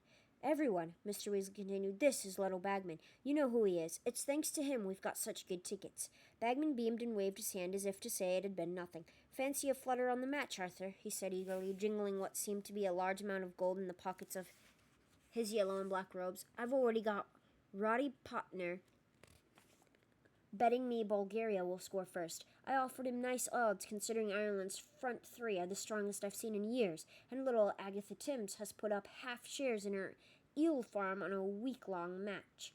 "Oh, go on, then," said Mr. Weasley. "Let's see. A galleon on Ireland to win?" "A galleon?" Little Bagman looked slightly disappointed, but recovered himself. "Very well, very well. Any other takers?" "They're a bit young to be gambling," said Mr. Weasley. "Molly wouldn't like—" "We'll bet 37 galleons, 15 sickles, and 3 knuts," said Ron, as he and George quickly pooled all their money. "That Ireland wins, but Victor Crumb gets the snitch. Oh, and we'll throw in a fake wand. You don't want to go showing Mr. Bagman rubbish like that." Percy hissed, but Bagman didn't seem to think the wand was rubbish at all. On the contrary, his boyish face shone with excitement as he took it from Fred, and when the wand gave a loud squeak and turned into a rubber chicken, Bagman roared with laughter. "Excellent! I haven't seen one that convincing in years. I'd pay 5 galleons for that." Percy froze in an attitude of stunned disapproval. "Boys," said Mr. Weasley under his breath, "I don't want you betting. That's all your savings. Your mother—" "Don't be a spoil-sport, Arthur," boomed Little Bagman, rattling his pockets excitedly. "They're old enough to know what they want. You reckon Ireland will win, but Crumb will get the snitch. Not a chance, boys, not a chance. I'll give you excellent odds on that one. We'll add 5 galleons for the funny wand then, shall we?" Mr. Weasley looked on it helplessly as Little Bagman whipped out a notebook and quill and began jotting down the twins' names. "Cheers," said George, taking the slip of parchment Bagman handed him and tucking it away into the front of his robes. Bagman turned most cheerfully back to Mr. Weasley. "Couldn't do me a brew, I suppose. I'm keeping an eye out for Barty Crouch. My Bulgarian opposite numbers making difficulties, and I can't understand a word he's saying. Barty'll be able to sort it out. He speaks about 150 languages." "Mr. Crouch," said Percy, suddenly abandoning his look of poker-stiff disapproval and positively writhing with excitement. "He speaks over 200. Mermish and gobbledygook and troll." "Anyone can speak troll," said Fred dismissively. "All you have to do is point and grunt." Percy threw Fred an extremely nasty look and stoked the fire vigorously to bring the kettle back to the boil. "Any news of Bertha Jorkins yet, Leto?" Mr. Weasley asked as Bagman settled himself down on the grass beside them all. Not a dicky bird," said Bagman comfortably, "but she'll turn up. Poor old Bertha. Memory like a leaky cauldron and no sense of direction. Lost. You take my word for it. She'll wander back into the office sometime in October, thinking it's still July." "You don't think it might be time to send someone to look for her?" Mr. Weasley suggested tentatively as Percy handed Bagman his tea. "Barty Crouch keeps saying that," said Bagman, his round eyes widening innocently, "but we really can't spare anyone at the moment. Oh, talk of the devil, Barty!" A wizard had just apparated at their fireside, and he could not have made more of a contrast with Little Bagman, sprawled in the grass in his old wasp robes. Barty Crouch was a stiff, upright, elderly man dressed in an impeccably crisp suit and tie. The parting in his short gray hair was almost unnaturally straight, and his narrow toothbrush mustache looked as though he trimmed it using a slide rule. His shoes were very highly polished. Harry could see at once where Percy idolized him. Percy was a great believer in rigid following rules, and Mr. Crouch had complied with the rule about Muggle dressing so thoroughly that he could have passed for a bank manager. Harry doubted even Uncle Vernon would have spotted him for what he really was. "Pull up a bit of grass, Barty," said Leto, brightly patting the ground beside him. "No, thank you, Leto," said Crouch, and there was a bite of impatience in his voice. "I've been looking for you everywhere. The Bulgarians are insisting we add another 12 seats to the top box." "Oh, is that what they're after?" said Bagman. "I thought the chap was asking to borrow a pair of tweezers. Bit of a strong accent." "Mr. Crouch," said Percy, breathlessly, sunk into a kind of half-bow that made him look like a hunchback, "would you like a cup of tea?" "Oh," said Mr. Crouch, looking over at Percy in mild surprise. "Yes, thank you, Weatherby." Fred and George choked into their own cups. Percy, very pink around the ears, busied himself with the kettle. "Oh, and I've been wanting a word with you too, Arthur," said Mr. Crouch, his sharp eyes falling upon Mr. Weasley. "Ali Bashir's on the warpath. He wants a word with you about your embargo on flying carpets." Mr. Weasley heaved a deep sigh. "I sent him an owl about that just last week. If I've told him once, I've told him 100 times. Carpets are defined as a Muggle artifact by the Registry of Proscribed Charmable Objects, but will he listen? I doubt it," said Mr. Crouch, accepting a cup from Percy. "He's desperate to export here." "Well, they'll never replace brooms in Britain, will they?" said Bagman. "Ali thinks there's a niche in the market for a family vehicle," said Mr. Crouch. "I remember my grandfather had an Axminster that could seat 12, but that was before carpets were banned, of course." He spoke as though he wanted to leave nobody in any doubt that all his ancestors had abided strictly by the law. "So, been keeping busy, Barty," said Bagman breezily. "Fairly," said Mr. Crouch dryly. "Organizing portkeys across 5 continents is no mean feat, Leto. I expect you'll both be glad when this is over," said Mr. Weasley. Leto Bagman looked shocked. "Glad? Don't know when I've had more fun. Still, it's not as though we haven't got anything to look forward to, eh, Barty? Eh? Plenty left to organize, eh?" Mr. Crouch raised his eyebrows at Bagman. "We agreed not to make the announcement until all the details—" "Oh, details," said Bagman, waving the word away like a cloud of midges. "They've signed, haven't they? They've agreed, haven't they? I bet you anything these kids will know soon enough anyway. I mean, it's happening at Hogwarts. Leto, we need to meet the Bulgarians, you know," said Mr. Crouch sharply, cutting Bagman's remark short. "Thank you for the tea, Weatherby." He pushed his undrunk tea back at Percy and waited for Leto to rise. Bagman struggled to his feet, swigging down the last of his tea, the gold in his pockets chinking merrily. "See you all later," he said. "You'll be up in the top box with me. I'm commentating." He waved. Barty Crouch nodded curtly, and both of them disapparated. "What's happening at Hogwarts, Dad?" said Fred at once. "What were they talking about?" "You'll find out soon enough," said Mr. Weasley, smiling. "It's classified information until such time as the Ministry decides to release it," said Percy stiffly. "Mr. Crouch was quite right not to disclose it." "Oh, shut up, Weatherby," said Fred. A sense of excitement rose like a palpable cloud over the campsite as the afternoon wore on. By dusk, the still summer air itself seemed to be quivering with anticipation, and as darkness spread like a curtain over the thousands of waiting wizards, the last vestiges of pretense disappeared. The Ministry seemed to have bowed to the inevitable and stopped fighting the signs of blatant magic now breaking out everywhere. Salesmen were apparating every few feet, carrying trays and pushing carts full of extraordinary merchandise. There were luminous rosettes, green for Ireland, red for Bulgaria, which were squealing the names of the players, pointed green hats bedecked with dancing shamrocks, Bulgarian scarves adorned with lions that really roared, flags from both countries that played their national anthems as they were waved. There were tiny models of firebolts that really flew, and collectible figures of famous players, which strolled across the palm of your hand, preening themselves. "Been saving my pocket money all summer for this," Ron told Harry as they and Hermione strolled through the salesmen buying souvenirs. Though Ron purchased a dancing shamrock hat and a large green rosette, he also bought a small figure of Victor Krum, the Bulgarian seeker. The miniature Krum walked backward and forward over Ron's hand, scowling up at the green rosette above him. "Wow, look at these," said Harry, hurrying over to a cart piled high with what looked like brass binoculars, except that they were covered with all sorts of weird knobs and dials. "Omnoculars," said the sales wizard eagerly. "You can replay action, slow everything down, and they flash up a play-by-play breakdown if you need it. Bargain, 10 galleons each." "Wish I hadn't bought this now," said Ron, gesturing at his dancing shamrock hat and glancing longingly at the omnoculars. "3 pairs," said Harry firmly to the wizard. "No, don't bother," said Ron, going red. He was always touchy about the fact that Harry, who had inherited a small fortune from his parents, had much more money than he did. "You won't be getting anything for Christmas," Harry told him, thrusting omnoculars into his and Hermione's hands. "For about 10 years, mind." "Fair enough," said Ron, grinning. "Oh, thanks, Harry," said Hermione, "and I'll get us some programs. Look."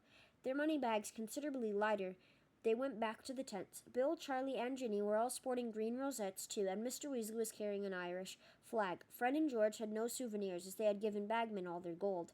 And then a deep, booming gong sounded somewhere beyond the woods, and at once green and red lanterns blazed into life in the trees, lighting a path to the field. "It's time," said Mr. Weasley, looking as excited as any of them. "Come on, let's go." And I gotta see, I think the Quidditch World Cup chapter is about to be pretty freaking long. Oh, it's not too bad, actually. Alright. Chapter 8. The Quidditch World Cup. Clutching their purchases, Mr. Weasley and the Lade, they all hurried into the wood, following the lantern-lit trail. They could hear the sounds of thousands of people moving around them, shouts and laughter, snatches of singing. The atmosphere of feverish excitement was highly infectious. Harry couldn't stop grinning. They walked through the wood for 20 minutes, talking and joking loudly, until at last they emerged on the other side and found themselves in the shadow of a gigantic stadium. Though Harry could see only a fraction of the immense gold walls surrounding the field, he could tell that 10 cathedrals would fit comfortably inside it.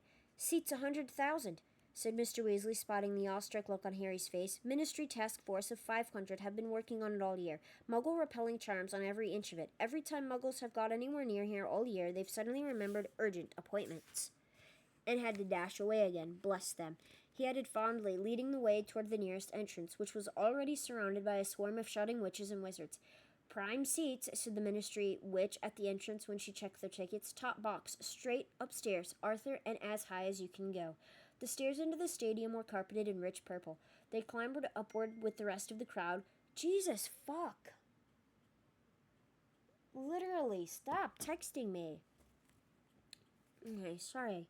The stairs into the stadium were carpeted in rich purple. They clambered upward with the rest of the crowd, which slowly filtered away through the doors into the stands to their left and right. Mr. Weasley's party kept climbing, and at last they reached the top of the staircase and found themselves in a small box set at the highest point of the stadium and situated exactly halfway between the golden goalposts. About 20 purple and gilt chairs stood in 2 rows here, and Harry, filing into the front seats with the Weasleys, looked down upon a scene the likes of which he could never have imagined. Hold on, I need to take them off emergency bypass. This is driving me nuts. I can't keep having them sit there and do this shit. Turn that off. Alright, now we can read in peace without my texting going off.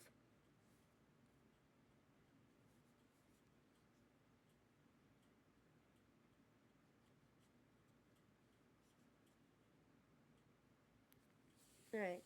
Now we should not hear the dinging of my cell phone ringing every 5 seconds. Okay.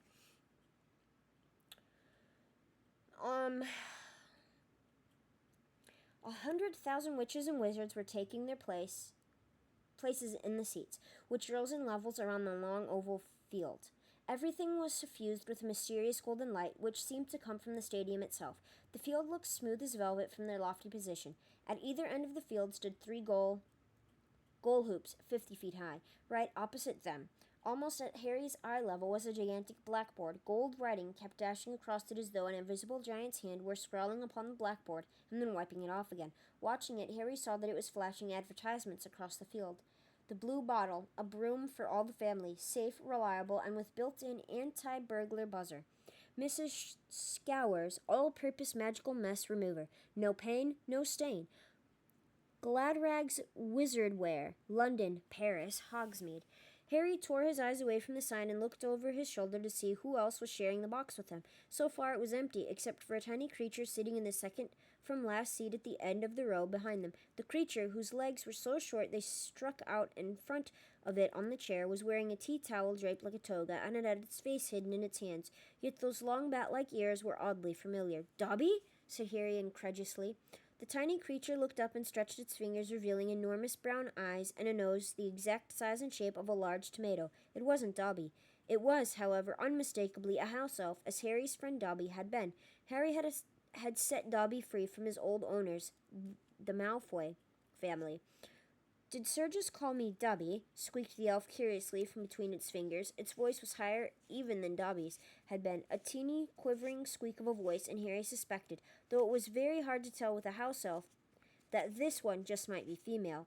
Ron and Hermione spun around in their seats to look. Though they had heard a lot about Dobby from Harry, they had never actually met him. Even Mr. Weasley looked around in interest. Sorry, Harry told the elf. I just thought you were someone I knew. But I knows Dobby too, sir, squeaked the elf. She was shielding her face as though blinded by light, though the top box was not brightly lit. My name is Winky. Sir, and you, sir. Her dark brown eyes widened to the size of side plates as they rested upon Harry's scar. You is surely Harry Potter. Yeah, I am, said Harry. But Dobby talks of you all the time, sir, she said, lowering her hands very slightly and looking awestruck. How is he? Said Harry. How's freedom suiting him? Ah, sir, said Winky, shaking her head. Ah, sir, meaning no disrespect, sir, but I is not sure you did Dobby a favor, sir, when you is setting him free.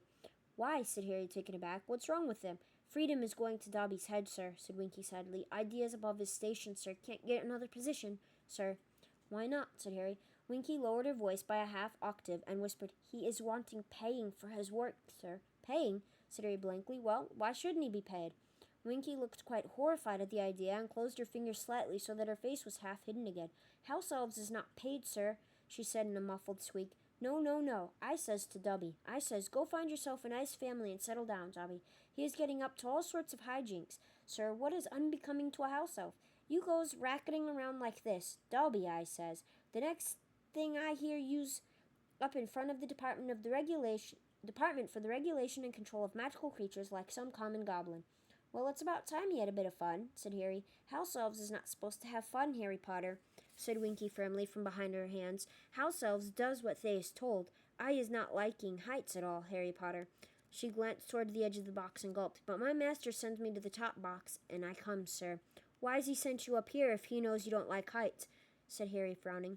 Master wants me to save him a seat, Harry Potter.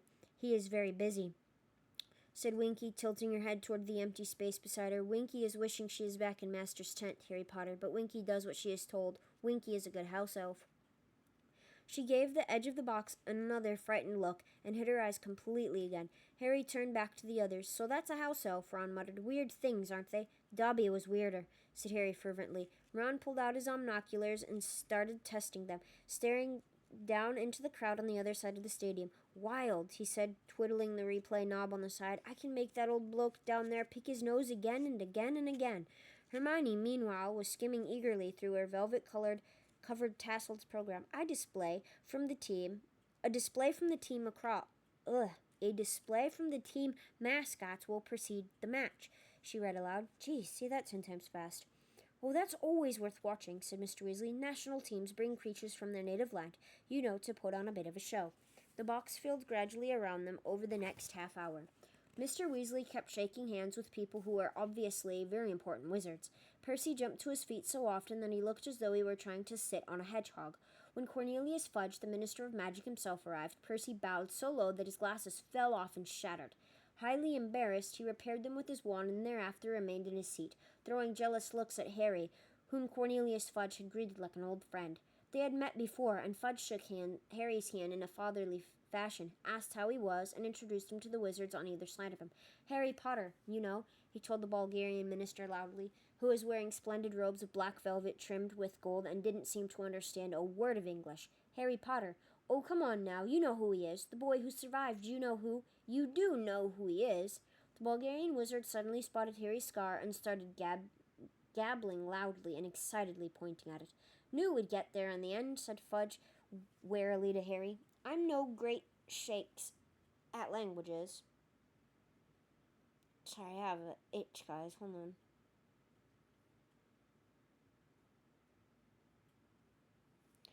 I'm no great shakes at languages. I need Barty Crouch for this sort of thing. Ah, I see his house elf saving him a seat. Good job, too. These Bulgarian blighters have been trying to cage all the best places. Ah, and here's Lucius.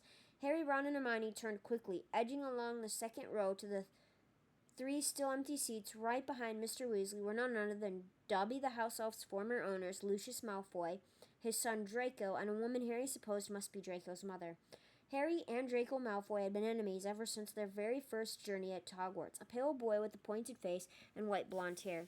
Draco greatly resembled his father. His mother was blonde too, tall and slim. She would have been nice looking if she hadn't been wearing a look that suggested there was a nasty smell under her nose. "Ah, fudge," said Mr. Malfoy, holding out his hand as he reached the Minister of Magic. "How are you? I don't think you've met my wife, Narcissa, or our son Draco."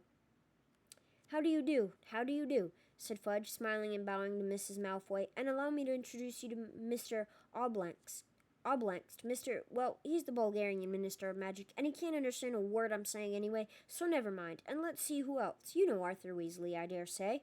It was a tense moment. Mr. Weasley and Mr. Malfoy looked at each other, and Harry vividly recalled the last time they had come face to face. It had been in Flourish and Blott's bookshop, and they had had a fight. Mr. Malfoy's cold gray eyes swept over Mr. Weasley and then up and down the row. "Good Lord, Arthur," he said softly, "what did you have to sell to get seats in the top box? Surely your house wouldn't have fetched this much." Fudge, who wasn't listening, said, "Lucius has just given a very generous contribution to St. Mungo's Hospital for Magical Maladies and Injuries. Arthur, he's here as my guest." How nice," said Mr. Weasley with a very strained smile. Mr. Malfoy's eyes had returned to Hermione, who went slightly pink, but stared determinedly back at him. Harry knew exactly what was making Mr. Malfoy's lip curl like that. The Malfoys prided themselves on being purebloods. In other words, they considered anyone of Muggle descent like Hermione second class. However, under the gaze of the Ministry of Magic, Mr. Malfoy didn't dare say anything. He nodded sneeringly to Mr. Weasley and continued down the line to his seats. Draco shot Harry, Ron, and Hermione one contemptuous look, then settled himself between his mother and father. "Slimy gits," Ron muttered as he, Harry, and Hermione turned to face the field again. Next moment, Ludo Bagman charged into the box. "Everyone ready?" he said, his round face gleaming like a great excited Edom. "Minister, ready to go?" "Ready when you are, Ludo," said Fudge comfortably. Ludo whipped out his wand, directed it at his own throat, and said "Sonorous," and then spoke over the roar of sound that was now filling the packed stadium. His voice echoed over them, booming into every corner of the stands. "Ladies and gentlemen, welcome. Welcome to the final of the 422nd Quidditch World Cup." The spectators screamed and clapped. Thousands of flags waved, adding their discordant national anthems to the racket. The huge blackboard opposite them was wiped clear of its last message. "Bertie Bott's every flavor beans, a risk with every mouthful." And now showed Bulgaria 0, Ireland 0.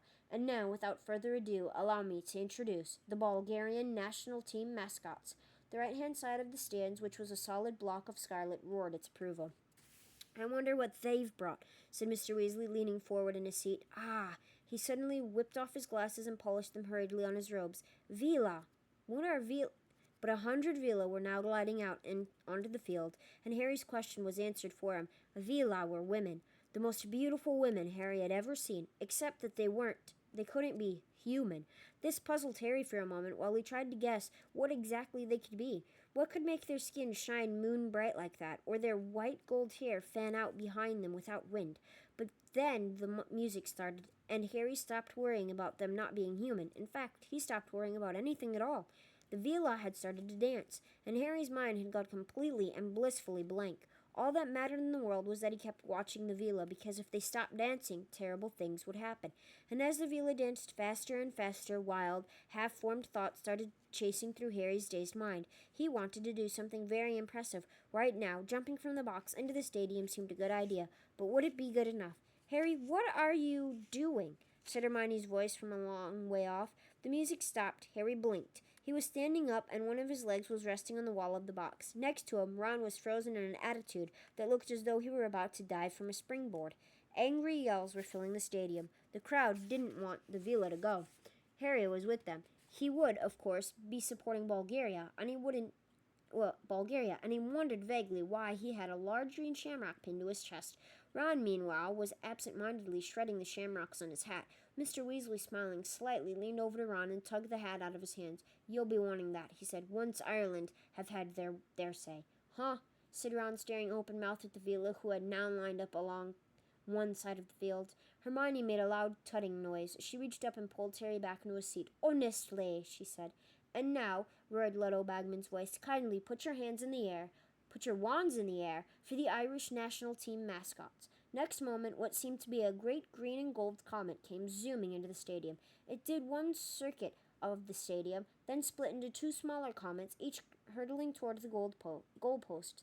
A rainbow arched suddenly across the field, connecting the two balls of light. The crowd oohed and awed as though at a fireworks display. Now the rainbow faded and the balls of light reunited and merged. They had formed a great shimmering shamrock, which rose up into the sky and began to soar over the stands. Something like golden rain seemed to be falling from it. "Excellent!" yelled Ron as the shamrock soared over them, and heavy gold coins rained from it, bouncing off their heads and seats. Squinting up at the shamrock, Harry realized that it was actually comprised of thousands of tiny little bearded men with red vests, each carrying a minute lamp of golden green. "Leprechauns," said Mr. Weasley over the tumultuous applause of the crowd, many of whom were still fighting and rummaging around under their chairs to retrieve the gold. "There you go," Ron yelled, happily stuffing a fistful of gold coins into Harry's hand, "for the omnoculars. Now you've got to buy me a Christmas present, huh?" The great shamrock dissolved, the leprechauns drifted down onto the field on the opposite side from the villa and settled themselves cross-legged to watch the match. "And now, ladies and gentlemen, kindly welcome the Bulgarian national Quidditch team. I give you Dimitrov." A scarlet-clad figure on a broomstick, moving so fast it was blurred, shot out onto the field from an entrance far below to wild applause from the Bulgarian supporters. "Ivanova." A second scarlet-robed player zoomed out. "Zograf, Levski, Volchanov, Volkov, and Krum." That's him, yelled Ron, following Krum with his omnoculars. Harry quickly focused his own. Victor Krum was thin, dark, and sallow-skinned, with a large curved nose and thick black eyebrows. He looked like an overgrown bird of prey. It was hard to believe he was only 18. "And now, please greet the Irish national Quidditch team," yelled Bagman, "presenting Connolly, Ryan, Troy, Mullet, Morin, Quigley, and Lynch." 7 green blurs swept onto the field. Harry spun a small dial on the side of his omnoculars and slowed the players down enough to read the word "Firebolt" on each of their brooms and see their names embroidered in silver upon their backs. And here, all the way from Egypt, our referee, acclaimed chair wizard of the International Association of Quidditch, Hassan Mustafa. A small and skinny wizard, completely bald, but with a mustache to rival Uncle Vernon's, wearing robes of pure gold to match the stadium, strode out onto the field. A silver whistle was protruding from under the mustache, and he was carrying a large wooden crate under one arm, his broomstick under the other. Harry spun the speed dial on his omnoculars back to normal, watching closely as Mustafa mounted his broomstick and kicked the crate open. 4 balls burst into the air, the scarlet quaffle, the 2 black bludgers, and Harry saw it for the briefest moment before it sped out of sight, the minuscule winged golden snitch. With a sharp blast on his whistle, Mustafa shot into the air after the balls. "They're off!" screamed Bagman, "and it's Mullet, Troy, Moran, Dimitrov, back to Mullet, Troy, Levski, Moran." It was Quidditch as Harry had never seen it played before. He was pressing his omnoculars so hard to his glasses that they were cutting into the bridge of his nose. The speed of the players was incredible. The chasers were throwing the quaffle to one another so fast that Bagman only had time to say their names. Harry spun the slow dial on the right of his omnoculars again, pressed the play-by-play button on the top, and he was immediately watching in slow motion, while glittering purple lettering flashed across the lenses and the noise of the crowd pounded against his eardrums. "Hawk's Head attacking formation," he read as he watched the 3 Irish chasers zoom closely together. Troy in the center, slightly ahead of Mullet and Moran, bearing down upon the Bulgarians. Porskoff Ploy flashed up next as Troy made as though to dart upward with the quaffle, drawing away the Bulgarian chaser, Ivanova, and dropping the quaffle to Moran. One of the Bulgarian beaters, Volkov, swung hard at a passing bludger with his small club, knocking it into Moran's path. Moran ducked to avoid the bludger and dropped the quaffle, and Levski, soaring beneath, caught it. "Troy scores!" roared Bagman, and the stadium shuddered with a roar of applause and cheers. 10-0 to Ireland. "What?" Harry yelled, looking wildly around through his omnoculars, but Levski's got the quaffle. "Harry, if you're not going to watch at normal speed, you're going to miss things," shouted Hermione, who was dancing up and down, waving her arms in the air while Troy did a lap of honor around the field. Harry looked quickly over the top of his omnoculars and saw that the leprechauns, watching from the sidelines, had all risen into the air again and formed the great glittering shamrock. Across the field, the Vila were watching them sulkily. Furious with himself, Harry spun his speed dial back to normal as play resumed. Harry knew enough about Quidditch to see that the Irish chasers were superb. They worked as a seamless team, their movements so well coordinated that they appeared to be reading one another's minds as they positioned themselves and the rosette on Harry's chest, kept squeaking their names: Troy, Mullet, Moran. And within 10 minutes, Ireland had scored twice more, bringing their lead to 30-0 and causing a thunderous tide of roars and applause from the green-clad sporters. The match became still faster but more brutal. Volkov, Volchanov, the Bulgarian beaters, were whacking the bludgers as fiercely as possible at the Irish chasers and were starting to prevent them from using some of their best moves. Twice they were forced to scatter, and then, finally, Ivanova managed to break through their ranks, dodge the keeper, Ryan, and score Bulgaria's first goal. "Fingers in your ears," bellowed Mr. Weasley as the Vila started to dance in celebration. Harry screwed up his eyes too. He wanted to keep his mind on the game. After a few seconds, he chanced to glance at the field. The Vila had stopped dancing, and Bulgaria was again in possession of the quaffle.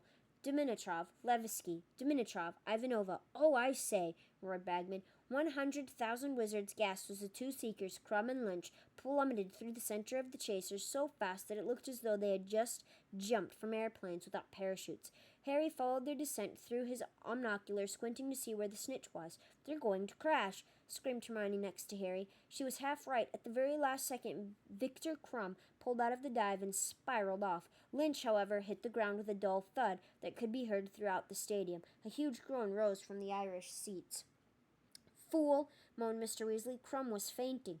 "It's time out," yelled Bagman's voice, as trained Medi-Wizards hurry onto the field to examine Aiden Lynch. "He'll be okay. He only got plowed," Charlie said reassuringly to Ginny, who was hanging over the side of the box looking horror-struck, which is what Crumb was after, of course. Harry hastily pressed the replay and play-by-play buttons on his omnoculars, twiddled the speed dial, and put them back up to his eyes. He watched as Crumb and Lynch dived again in slow motion. "Wronski defensive feint. Dangerous seeker diversion," read the shining purple lettering across his lenses. He saw Crumb's face contorted with concentration as he pulled out of the dive just in time while Lynch was flattened, and he understood. Crumb hadn't seen the snitch at all. He was just making Lynch copy him. Harry had never seen anyone fly like that. Crumb hardly looked as though he was using a broomstick at all. He moved so easily through the air that he looked unsupported and weightless. Harry turned his omnoculars back to normal and focused them on Crumb. He was now circling high above Lynch, who was being revived by Medi-Wizards with cups of potion. Harry, focusing still more closely upon Crumb's face, saw his dark eyes darting all over the ground 100 feet below. He was using the time while Lynch was revived to look for the snitch without interference. Lynch got to his feet at last, to loud cheers from the green-clad supporters, mounted his firebolt, and kicked back off into the air. His revival seemed to give Ireland new heart. When Mustafa blew his whistle again, the chasers moved into action with a skill unrivaled by anything Harry had seen so far. After 15 more fast and furious minutes, Ireland had pulled ahead by 10 more goals. They were now leading by 130 points to 10, and the game was starting to get dirtier. As Mullet shot toward the goalpost yet again, clutching the quaffle tightly under his arm, the Bulgarian keeper Zograf flew out to meet her. Whatever happened was over so quickly Harry didn't catch it, but a scream of rage from the Irish crowd and Mustafa's long, shrill whistle blast told him it had been a foul. And Mustafa takes the Bulgarian keeper to task for cobbing excessive use of elbows. Bagman informed the roaring spectators, and yes, it's a penalty to Ireland. The leprechauns, who had risen angrily into the air like a swarm of glittering hornets when Mullet had fouled, now darted together to form the words, "Ha, ha, ha." The Vila on the other side of the field leapt to their feet, tossed their hair angrily, and started to dance again. As one, the Weasley boys and Harry stuffed their fingers into their ears, but Hermione, who hadn't bothered, was soon tugged on Harry's arm. He turned to look at her as she pulled his fingers impatiently out of his ears. "Look at the referee," she said, giggling. Harry looked down at the field. Hassan Mustafa had landed right in front of the dancing Vila and was acting very oddly indeed. He was flexing his muscles and smoothing his mustache excitedly. "Now we can't have that," said Leto Bagman, though he sounded highly amused. Somebody slapped the referee. A Medi-Wizard came tearing across the field, his fingers stuffed into his own ears, and kicked Mustafa hard in the shins. Mustafa seemed to come to himself. Harry, watching through the omnoculars again, saw that he looked exceptionally embarrassed and had started shouting at the Vila, who had stopped dancing and were looking mutinous. "And unless I'm much mistaken, Mustafa is actually attempting to send off the Bulgarian team mascots. said Bagman's voice. "Now there's something we haven't seen before. Oh, this could turn nasty." It did. The Bulgarian beaters, Volkov and Volchanov, landed on either side of Mustafa and began arguing furiously with him, gesticulating toward the leprechauns, who had now gleefully formed the words he, he. Mustafa was not impressed by the Bulgarians' arguments, however. He was jabbing his finger into the air, clearly telling them to get flying again, and when they refused, he gave 2 short blasts on his whistle. 2 penalties for Ireland, shouted Bagman, and the Bulgarian crowd howled with anger. And Volkov and Volchanov had better get back on these brooms. Yes, there they go, and Troy takes the quaffle. Play now reached a level of furiosity beyond anything they had yet seen. The beaters on both sides were acting without mercy. Volkov and Volchanov, in particular, seemed not to care whether their clubs made contact with bludger or human as they swung them violently through the air. Dimitrov shot straight at Moran, who had the quaffle, nearly knocking her off her broom. "Foul!" roared the Irish supporters at once, all standing up in a great wave of green. "Foul!" echoed Little Bagman's magically magnified voice. "Dimitrov skins Moran, deliberately flying to collide there, and it's got to be another penalty. Yes, there's the whistle." The leprechauns had risen into the air again, and this time they formed a giant hand, which was making a very rude sign indeed at the Vila across the field. At this, the Vila lost control. Instead of dancing, they launched themselves across the field and began throwing what seemed to be handfuls of fire at the leprechauns. Watching through his binoculars, Harry saw that they didn't look remotely beautiful now. On the contrary, their faces were elongating into sharp, cool-beaked bird heads, and long, scaly wings were bursting from their shoulders. "And that, boys," yelled Mr. Weasley over the tumult of the crowd below, "is why you should never go for looks alone." Ministry wizards were flooding onto the field to separate the Vila and the leprechauns, but with little success. Meanwhile, the pitched battle below was nothing to the one taking place above. Harry turned this way and that, staring through his binoculars, as the quaffle changed hands with the speed of a bullet. Levski, Dimitrov, Moran, Troy, Mullet, Ivanova, Moran again, Moran scores! But the cheers of the Irish supporters were barely heard over the shrieks of the Vila, the blast now issuing from the ministry members' wands, and the furious roars of the Bulgarians. The game recommenced immediately. Now Levski had the quaffle, now Dimitrov. The Irish beater Quigley swung heavily at a passing bludger, and it hit as hard as possible toward Crumb, who did not duck quickly enough. It hit him full in the face. There was a deafening groan from the crowd. Crumb's nose looked broken. There was blood everywhere, but Hassan Mustafa didn't blow his whistle. He had become distracted, and Harry couldn't blame him. One of the Vila had thrown a handful of fire and set his broomtail alight. Harry wanted someone to realize that Crumb was injured, even though he was supporting Ireland. Crumb was the most exciting player on the field. Ron obviously felt the same. "Time out! Oh, come on, he can't play like that. Look at him! Look at Lynch!" Harry yelled. For the Irish seeker had suddenly gone into a dive, and Harry was quite sure that this was no Wronski feint. This was the real thing. "He's seen the snitch," Harry shouted. "He's seen it. Look at him go." Half the crowd seemed to have realized what was happening. The Irish supporters rose in another great wave of green, screaming their seeker on, but Crumb was on his tail. How could he see where he was going? Crumb had no idea there were flecks of blood flying through the air behind him. But he was drawing level with Lynch now as the pair of them hurtled towards the ground again. "They're going to crash," shrieked Hermione. "They're not," roared Ron. "Lynch is," yelled Harry, and he was right. For the second time, Lynch hit the ground with tremendous force and was immediately stampeded by a horde of angry Vila. "The snitch! Where's the snitch?" bellowed Charlie along the row. "He's got it! Crumb's got it! It's all over!" shouted Harry. Crumb, his red robe shining with blood from his nose, was rising gently into the air, his fist held high, a glint of gold in his hand. The scoreboard was flashing Bulgaria 160, Ireland 170, across the crowd, who didn't seem to have realized what had happened. Then slowly, as though a great jumbo jet were revving up, the rumbling from the Ireland supporters grew louder and louder and erupted into screams of delight. "Ireland wins!" Bagman shouted, who, like the Irish, seemed to be taken aback by the sudden end of the match. "Crumb gets the snitch, but Ireland wins. Good Lord, I don't think any of us were expecting that." "What did he catch the snitch for?" Ron bellowed, even as he jumped up and down, applauding with his hands over his head. "He ended it when Ireland were 160 points ahead, the idiot. He knew they were never going to catch up," Harry shouted back over all the noise, also applauding loudly. "The Irish chasers were too good. He wanted to end it on his terms, that's all. He was very brave, wasn't he?" Hermione said, leaning forward to watch Krum land as a swarm of Mediwizards blasted a path through the battling leprechauns and Vila to get to him. He looks a terrible mess. Harry put his binoculars to his eyes again. It was hard to see what was happening below because leprechauns were zooming delightedly all over the field, but he could just make out Krum surrounded by Mediwizards. He looked surlier than ever and refused to let them mop him up.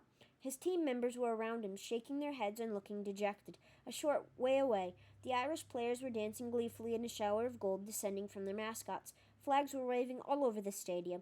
The Irish national anthem blared from all sides. The Vila were shrinking back into their usual, beautiful selves now, though looking dispirited and forlorn. "Well, we fought bravely," said a gloomy voice behind Harry. He looked around. It was the Bulgarian Minister of Magic. "You can speak English?" said Fudge, sounding outraged. "And you've been letting me mime everything all day?" "Well, it was very funny," said the Bulgarian minister, shrugging. "And as the Irish team performs a lap of honor, flanked by their mascots, the Quidditch World Cup itself is brought into the top box," roared Bagman. Harry's eyes were suddenly dazzled by a blinding white light as the top box was magically illuminated so that everyone in the stands could see the inside. Squinting toward the entrance, he saw two panting wizards carrying a vast golden cup into the box, which they handed to Cornelius Fudge, who was still looking very disgruntled that he'd been using sign language all day for nothing. "Let's have a really loud hand for the gallant losers, Bulgaria," Bagman shouted. And up the stairs into the box came the 7 defeated Bulgarian players. The crowd below was applauding appreciatively. Harry could see thousands and thousands of binocular lenses flashing and winking in their direction. One by one, the Bulgarians filed between the rows of seats in the box, and Bagman called out the name of each as they shook hands with their own minister and then with Fudge. Krum, who was last in line, looked a real mess. 2 black eyes were blooming spectacularly on his bloody face. He was still holding the snitch. Harry noticed that he seemed much less coordinated on the ground. He was slightly duck-footed and distinctly round-shouldered, but when Krum's name was announced, the whole stadium gave him a resounding and ear-splitting roar. And then came the Irish team. Aidan Lynch was being supported by Moran and Connolly. The second crash seemed to have dazed him, and his eyes looked strangely unfocused.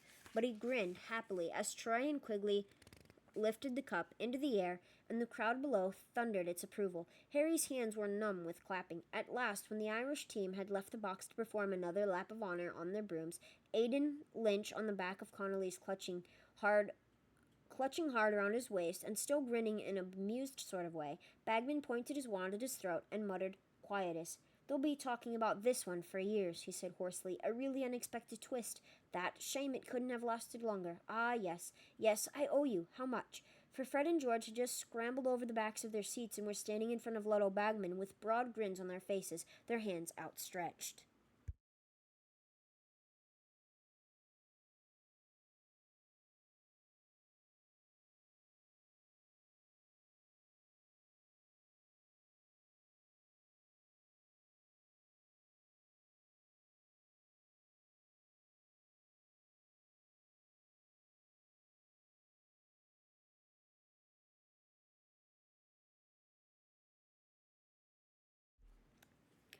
Chapter 9. The Dark Mark.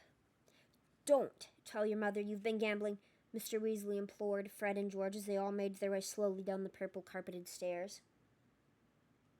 "Don't worry, Dad," said Fred gleefully. "We've got big plans for this money. We don't want it confiscated." Mr. Weasley looked for a moment as though he was going to ask what these big plans were, but seemed to decide upon reflection that he didn't want to know. They were soon caught up in the crowds now flooding out of the stadium and back to their campsites. Ruckus singing was borne toward them on the night air as they retraced their steps along the lantern-lit path, and leprechauns kept shooting over their heads, cackling and waving their lanterns. When they finally reached the tents, nobody felt like sleeping at all, and given the level of noise around them, Mr. Weasley agreed that they could all have one last cup of cocoa together before turning in. They were soon arguing enjoyably about the match. Mr. Weasley got drawn into a disagreement about cobbing with Charlie, and it was only when Ginny fell asleep right at the tiny table and spilled hot chocolate all over the floor that Mr. Weasley called a halt to the verbal replays and insisted that everyone go to bed. Hermione and Ginny went into the next tent, and Harry and the rest of the Weasleys changed into pajamas and clambered into their bunks. From the other side of the campsite, they could still hear much singing and the odd echoing bang. "Oh, I am glad I'm not on duty," muttered Mr. Weasley sleepily. "I wouldn't fancy having to go and tell the Irish they've got to stop celebrating." Harry, who was on a top bunk above Ron, lay staring up at the canvas ceiling of the tent, watching the glow of an occasional leprechaun lantern flying overhead, and picturing again some of Crumb's more spectacular moves. He was itching to get back on his own firebolt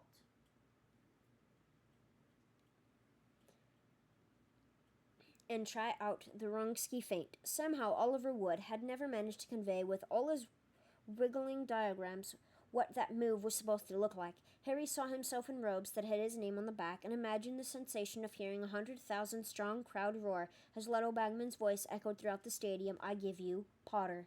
Harry never knew whether or not he had actually dropped off to sleep. His fantasies of flying like Crumb might well have slipped into actual dreams. All he knew was that quite suddenly Mr. Weasley was shouting, "Get up! Ron, Harry, come on now, get up. This is urgent." Harry sat up quickly and the top of his head hit canvas. "What's the matter?" he said. Dimly, he could tell that something was wrong. The noises in the campsite had changed. The singing had stopped. He could hear screams and the sound of people running. He slipped down from the bunk and reached for his clothes, but Mr. Weasley, who had pulled on his jeans over his own pajamas, said, "No time, Harry. Just grab a jacket and get outside quickly." Harry did as he was told and hurried out of the tent, Ron at his heels. By the light of the few fires that were still burning, he could see people running away into the woods, fleeing something that was moving across the field toward them, something that was emitting odd flashes of light and noises like gunfire. Loud jeering, roars of laughter, and drunken yells were drifting toward them. Then came a burst of strong green light which illuminated the scene. A crowd of wizards, tightly packed and moving together with wands pointing straight upward, was marching slowly across the field. Harry squinted at them. They didn't seem to have faces. Then he realized that their heads were hooded and their faces masked. High above them, floating along in midair, four struggling figures were being contorted into grotesque shapes. It was as though the masked wizards on the ground were puppeteers, and the people above them were marionettes, operated by invisible strings that rose from the wands into the air. Two of the figures were very small. More wizards were joining the marching group, laughing and pointing up at the floating bodies. Tents crumpled and fell as the marching crowd swelled. Once or twice Harry saw one of the marchers blast a tent out of his way with his wand. Several caught fire. The screaming grew louder. The floating people were suddenly illuminated as they passed over a burning tent, and Harry recognized one of them, Mr. Roberts, the campsite manager. The other three looked as though they might be his wife and children. One of the marchers below flipped Mrs. Rogers upside down with his wand. Her nightdress fell down to reveal voluminous drawers, and she struggled to cover herself up as the crowd below her screeched and hooted with glee. "That's sick," Ron muttered, watching the smallest Muggle child, who had begun to spin like a top 60 feet above the ground, his head flopping limply from side to side. "That is really sick." Hermione and Ginny came hurrying toward them, pulling coats over their nightdresses, and Mr. Weasley right behind them. At the same moment, Bill, Charlie, and Percy emerged from the boys' tent, fully dressed, with their sleeves rolled up and their wands out. "We're going to help the Ministry," Mr. Weasley shouted over all the noise, rolling up his own sleeves. "You lot get into the woods and stick together. I'll come and fetch you when we've sorted this out." Bill, Charlie, and Percy were already sprinting away toward the oncoming marchers. Mr. Weasley tore after them. Ministry wizards were dashing from every direction toward the source of the trouble. The crowd beneath the Roberts family was coming ever closer. "Come on," said Fred, grabbing Ginny's hand and starting to pull her toward the wood. Harry, Ron, Hermione, and George followed. They all looked back as they reached the trees. The crowd beneath the Roberts family was larger than ever. They could see the Ministry wizards trying to get through it to the hooded wizards in the center, but they were having great difficulty. It looked as though they were scared to perform any spell that might make the Roberts family fall.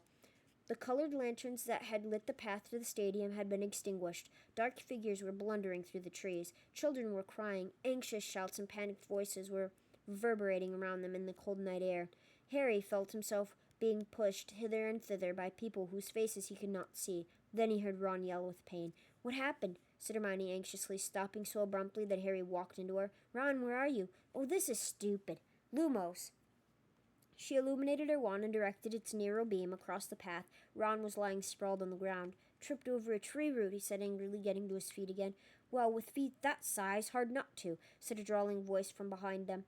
Harry, Ron, and Hermione turned sharply. Draco Malfoy was standing alone nearby, leaning against a tree, looking utterly relaxed. His arms folded, he seemed to have been watching the scene at the campsite through a gap in the trees. Ron told Malfoy to do something that Harry knew he would never have dared say in front of Mrs. Weasley. "Language, Weasley," said Malfoy's pale eyes glittering. "Hadn't you better be hurrying along now? You wouldn't like her spotted, would you?" He nodded at Hermione, and at the same moment a blast like a bomb sounded from the campsite, and a flash of green light momentarily lit the trees around them. "What's that supposed to mean?" said Hermione defiantly. "Granger, they're after Muggles," said Malfoy. "Do you want to be showing off your knickers in midair? Because if you do, hang around. They're moving this way, and it would give us all a laugh." "Hermione's a witch," Harry snarled. Have it your own way, Potter," said Malfoy, grinning maliciously. "If you think they can't spot a mudblood, stay where you are." "You watch your mouth," shouted Ron. Everybody present knew that mudblood was a very offensive term for a witch or wizard of Muggle parentage. "Never mind, Ron," said Hermione quickly, seizing Ron's arm to restrain him as he took a step toward Malfoy. There came a bang from the other side of the trees that was louder than anything they had heard. Several people nearby screamed. Malfoy chuckled softly. "Scare easily, don't they?" he said lazily. "I suppose your daddy told you all to hide. What's he up to? Trying to rescue the Muggles?" "Where are your parents?" said Harry, his temper rising. "Out there wearing masks, are they?" Malfoy turned his face to Harry, still smiling. "Well, if they were, I wouldn't be likely to tell you, would I, Potter?" "Oh, come on," said Hermione with a disgusted look at Malfoy. "Let's go and find the others." "Keep that big bushy head down, Granger," sneered Malfoy. "Come on," Hermione repeated, and she pulled Harry and Ron up the path again. "I'll bet you anything his dad is one of that masked lot," said Ron hotly. "Well, with any luck, the Ministry will catch him," said Hermione fervently. "Oh, I can't believe this. Where have the others got to?" Fred, George, and Ginny were nowhere to be seen, though the path was packed with plenty of other people, all looking nervously over their shoulders toward the commotion back at the campsite.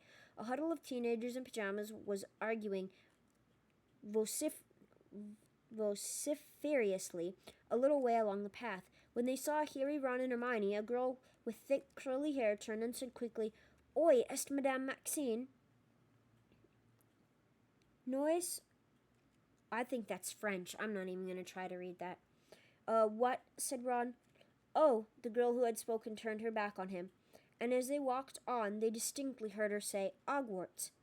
"Box Batons," muttered Hermione. "Sorry," said Harry. "They must go to Box Baton," said Hermione. "You know, Box Baton's Academy of Magic. I read about it in An Appraisal of Magical Education in Europe." "Oh, yeah, right," said Harry. "Fred and George can't have gone that far," said Ron, pulling out his wand, lighting it like Hermione's and squinting up the path. Harry dug in the pockets of his jacket for his own wand, but it wasn't there. The only thing he could find was his binoculars. No, I don't believe it. I've lost my wand." "You're kidding."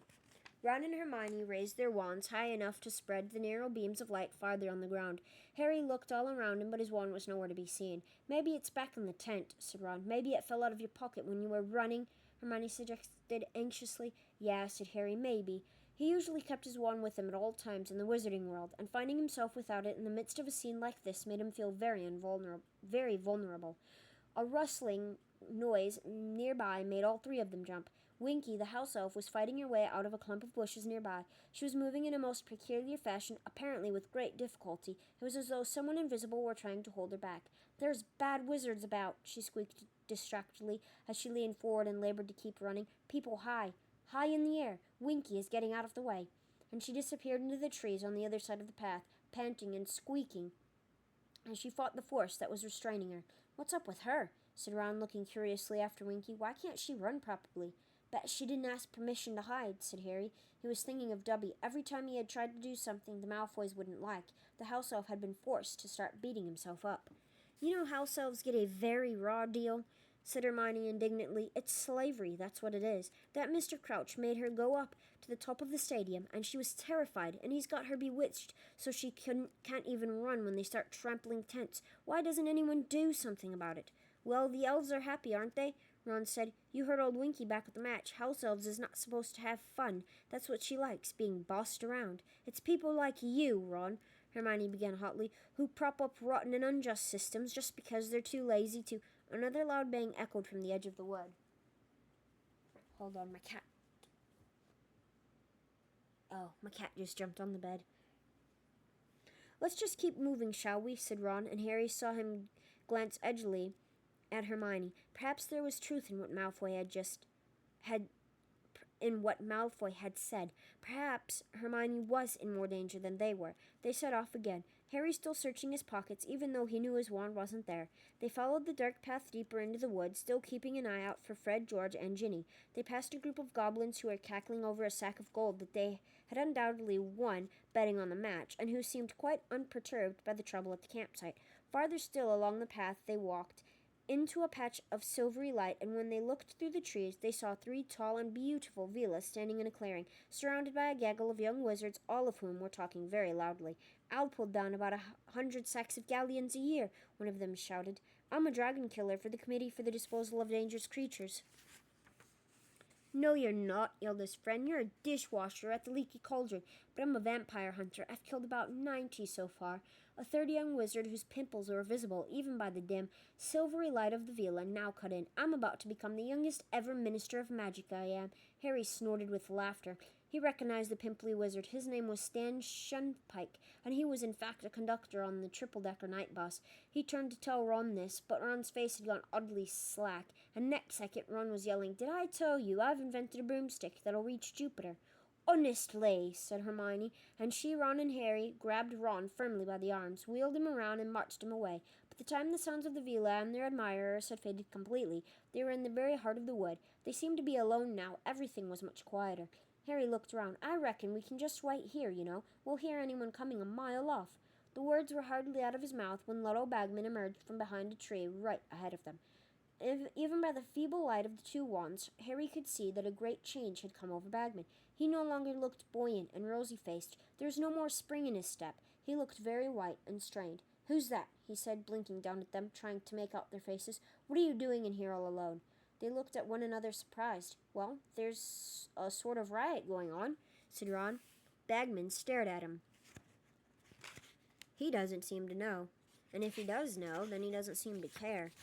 Oh, this is the long chapter. Sorry, guys, I'm trying to look ahead to see how long this chapter is. Yeah, this is the long one. Oh, let me get some water.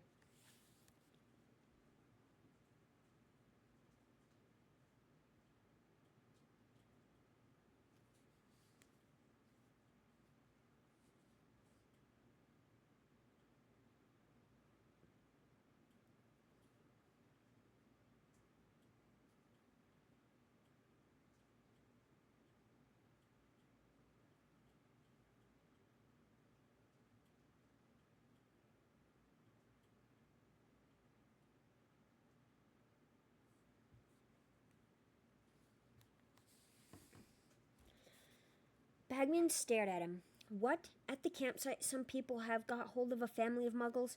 Bagman swore loudly. "Damn them," he said, looking quite distracted, and without another word he disapparated with a small pop. "Not exactly on top of things, Mr. Bagman, is he?"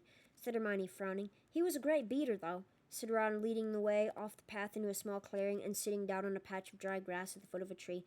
"The Wimborne Wasps won the league 3 times in a row while he was with them." He took a small figure of Crumb out of his pocket, set it down on the ground, and watched it walk around. Like the real Crumb, the model was slightly duck-footed and round-shouldered, much less impressive on his splayed feet than on his broomstick. Harry was listening for noise from the campsite. Everything seemed much quieter. Perhaps the riot was over. "I hope the others are okay," said Hermione after a while. "They'll be fine," said Ron. "Imagine if your dad catches Lucius Malfoy," said Harry, sitting down next to Ron and watching the small figure of Crumb slouching over the fallen leaves. "He's always said he'd like to get something on him." "That'd wipe the smirk off old Draco's face, all right," said Ron. "Those poor muggles, though," said Hermione nervously. "What if they can't get them down?" "They will," said Ron reassuringly. "They'll find a way." "Mad, though, to do something like that when the whole Ministry of Magic's out here tonight," said Hermione. "I mean, how do they expect to get away with it? Do you think they've been drinking, or are they just—" But she broke off abruptly and looked over her shoulder. Harry and Ron looked quickly around, too. It was sounding as though something was staggering toward their clearing. They waited, listening to the sounds of the uneven steps behind the dark trees, but the footsteps came to a sudden halt. "Hello?" called Harry. There was silence. Harry got to his feet and peered around the tree. It was too dark to see very far, but he could sense somebody standing just behind the range of his vision. "Who's there?" he said. And then, without warning, the silence was sent by a voice unlike any they had heard in the wood, and it uttered not a panicked shout, but what sounded like a spell. "Mors Mordre," and something vast, green, and glittering erupted from the patch of darkness. Harry's eyes had been struggling to penetrate it. It flew up over the treetops and into the sky. "What the—" gasped Ron as he sprang to his feet again, staring up at the thing that had happened. For a split second, Harry thought it was another leprechaun formation. Then he realized that it was a colossal skull, comprised of what looked like emerald stars, with a serpent protruding from its mouth like a tongue. As they watched, it rose higher and higher, blazing in a haze of greenish smoke, etched against the black sky like a new constellation. Suddenly, the wood all around them erupted with screams. Harry didn't understand why, but the only possible cause was the sudden appearance of the skull, which had now risen high enough to illuminate the entire wood like some grisly neon sign. He scanned the darkness for the person who had conjured the skull, but he couldn't see anyone. "Who's there?" he called again.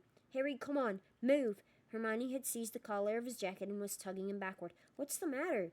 Harry said, startled to see her face so white and terrified. "It's the Dark Mark, Harry," Hermione moaned, pulling him as hard as he could. "You know whose sign. Voldemort's? Harry, come on!" Harry turned. Ron was hurriedly scooping up his miniature crumb. The three of them started across the clearing, but before they had taken a few hurried steps, a series of popping noises announced the arrival of 20 wizards appearing from thin air, surrounding them. Harry whirled around, and in an instant he registered one fact. Each of these wizards had his wand out, and every wand was pointing right at himself, Ron, and Hermione. Without pausing to think, he yelled, "Duck!" He seized the other two and pulled them down onto the ground. "Stupefy!" roared 20 voices. There was a blinding series of flashes, and Harry felt the hair on his head ripple as though a powerful wind had swept the clearing. Raising his head a fraction of an inch, he saw jets of fiery red light flying over them from the wizards' wands, crossing one another, bouncing off tree trunks, rebounding into the darkness. "Stop!" yelled a voice he recognized. "Stop! That's my son!" Harry's hair stopped blowing about. He raised his head a little higher. The wizard in front of him had lowered his wand. He rolled over and saw Mr. Weasley striding toward them, looking terrified. "Ron! Harry!" His voice sounded shaky. "Hermione, are you all right?" "Out of the way, Arthur," said a cold, curt voice. It was Mr. Crouch. He and the other Ministry wizards were closing in on them. Harry got to his feet to face them. Mr. Crouch's face was taut with rage. "Which of you did it?" he snapped, his sharp eyes darting between them. "Which of you conjured the Dark Mark?" "We didn't do that," said Harry, gesturing up at the skull. "We didn't do anything," said Ron, who was rubbing his elbow and looking indignantly at his father. "What did you want to attack us for?" "Do not lie, sir," shouted Mr. Crouch. His wand was still pointing directly at Ron, and his eyes were popping. He looked slightly mad. "You have been discovered at the scene of the crime." "Barty," whispered a witch in a long woolen dressing gown. "They're kids, Barty. They'd never have been able to." "Where did the mark come from, you three?" said Mr. Weasley quickly. "Over there," said Hermione shakily, pointing at the place where they had heard the voice. "There was someone behind the trees. They shouted words. An incantation." "Oh, stood over there, did they?" said Mr. Crouch, turning his popping eyes on Hermione now, disbelief etched all over his face. "Said an incantation, did they? You seem very well informed about how that mark is summoned, Missy." But none of the Ministry wizards, apart from Mr. Crouch, seemed to think it remotely likely that Harry, Ron, or Hermione had conjured the skull. On the contrary, at Hermione's words, they had all raised their wands again and were pointing in the direction she had indicated, squinting through the dark trees. "We're too late," said the witch in the woolen dressing gown, shaking her head. They'll have disapparated." "I don't think so," said a wizard with a scrubby brown beard. "It was Amos Diggory, Cedric's father. Our stunners went right through those trees. There's a good chance we got them." "Amos, be careful," said a few of the wizards warningly, as Mr. Diggory squared his shoulders, raised his wand, and marched across the clearing, and disappeared into the darkness. Hermione watched him vanish with her hands over her mouth. A few seconds later, they heard Mr. Diggory shout, "Yes, we got them. There's someone here, unconscious. But, blimey." "You've got someone," shouted Mr. Crouch, sounding highly disbelieving. Who is it?" They heard snapping twigs, the rustling of leaves, and then crunching footsteps as Mr. Diggory re-emerged from behind the trees. He was carrying a tiny, limp figure in his arms. Harry recognized the tea towel at once. It was Winky. Mr. Crouch did not move or speak as Mr. Diggory deposited his elf on the ground at his feet. The other Ministry wizards were all staring at Mr. Crouch.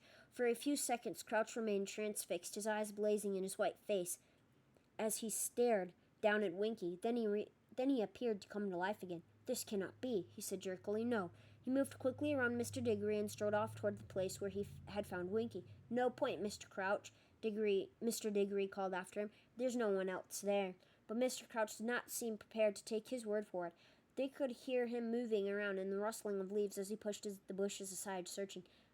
"Bit embarrassing," Mr. Diggory said grimly, looking down at Winky's unconscious form. "Barty Crouch's house elf, I mean to say." "Come off it, Amos," said Mr. Weasley quietly. "You don't seriously think it was the elf? The dark mark's a wizard's sign. It requires a wand." "Yeah," said Mr. Diggory, "and she had a wand." "What?" said Mr. Weasley. "Here, look." Mr. Diggory held up a wand and showed it to Mr. Weasley. Had it in her hand. "So that's Clause 3 of the Code of Wand Use broken for a start. No non-human creature is permitted to carry or use a wand." Just then there was another pop, and Little Bagman apparated right next to Mr. Weasley. Looking breathlessly and disoriented, he spun on the spot, goggling upward at the emerald green skull. "The dark mark," he panted, almost trampling Winky as he turned inquiringly to his colleagues. "Who did it? Did you get them, Barty? What's going on?" Mr. Crouch had returned empty-handed. His face was still ghostly white, and his hands and his toothbrush mustache were both twitching. "Where have you been, Barty?" said Bagman. "Why weren't you at the match? Your elf was saving you a seat, too." Gulping gargoyles. Bagman had just noticed Winky lying at his feet. "What happened to her?" "I have been busy, Luddo," said Mr. Crouch, still talking in the same jerky fashion, barely moving his lips, "and my elf has been stunned." "Stunned? By you lot, you mean? But why?" Comprehension dawned suddenly on Bagman's round, shiny face. He looked up at the skull, down at Winky, and then at Mr. Crouch. "No," he said. "Winky conjured the dark mark? She wouldn't know how. She'd need a wand for a start." "And she had one," said Mr. Diggory. "I found her holding one, Luddo. If it's all right with you, Mr. Crouch, I think we should hear what she's got to say for herself."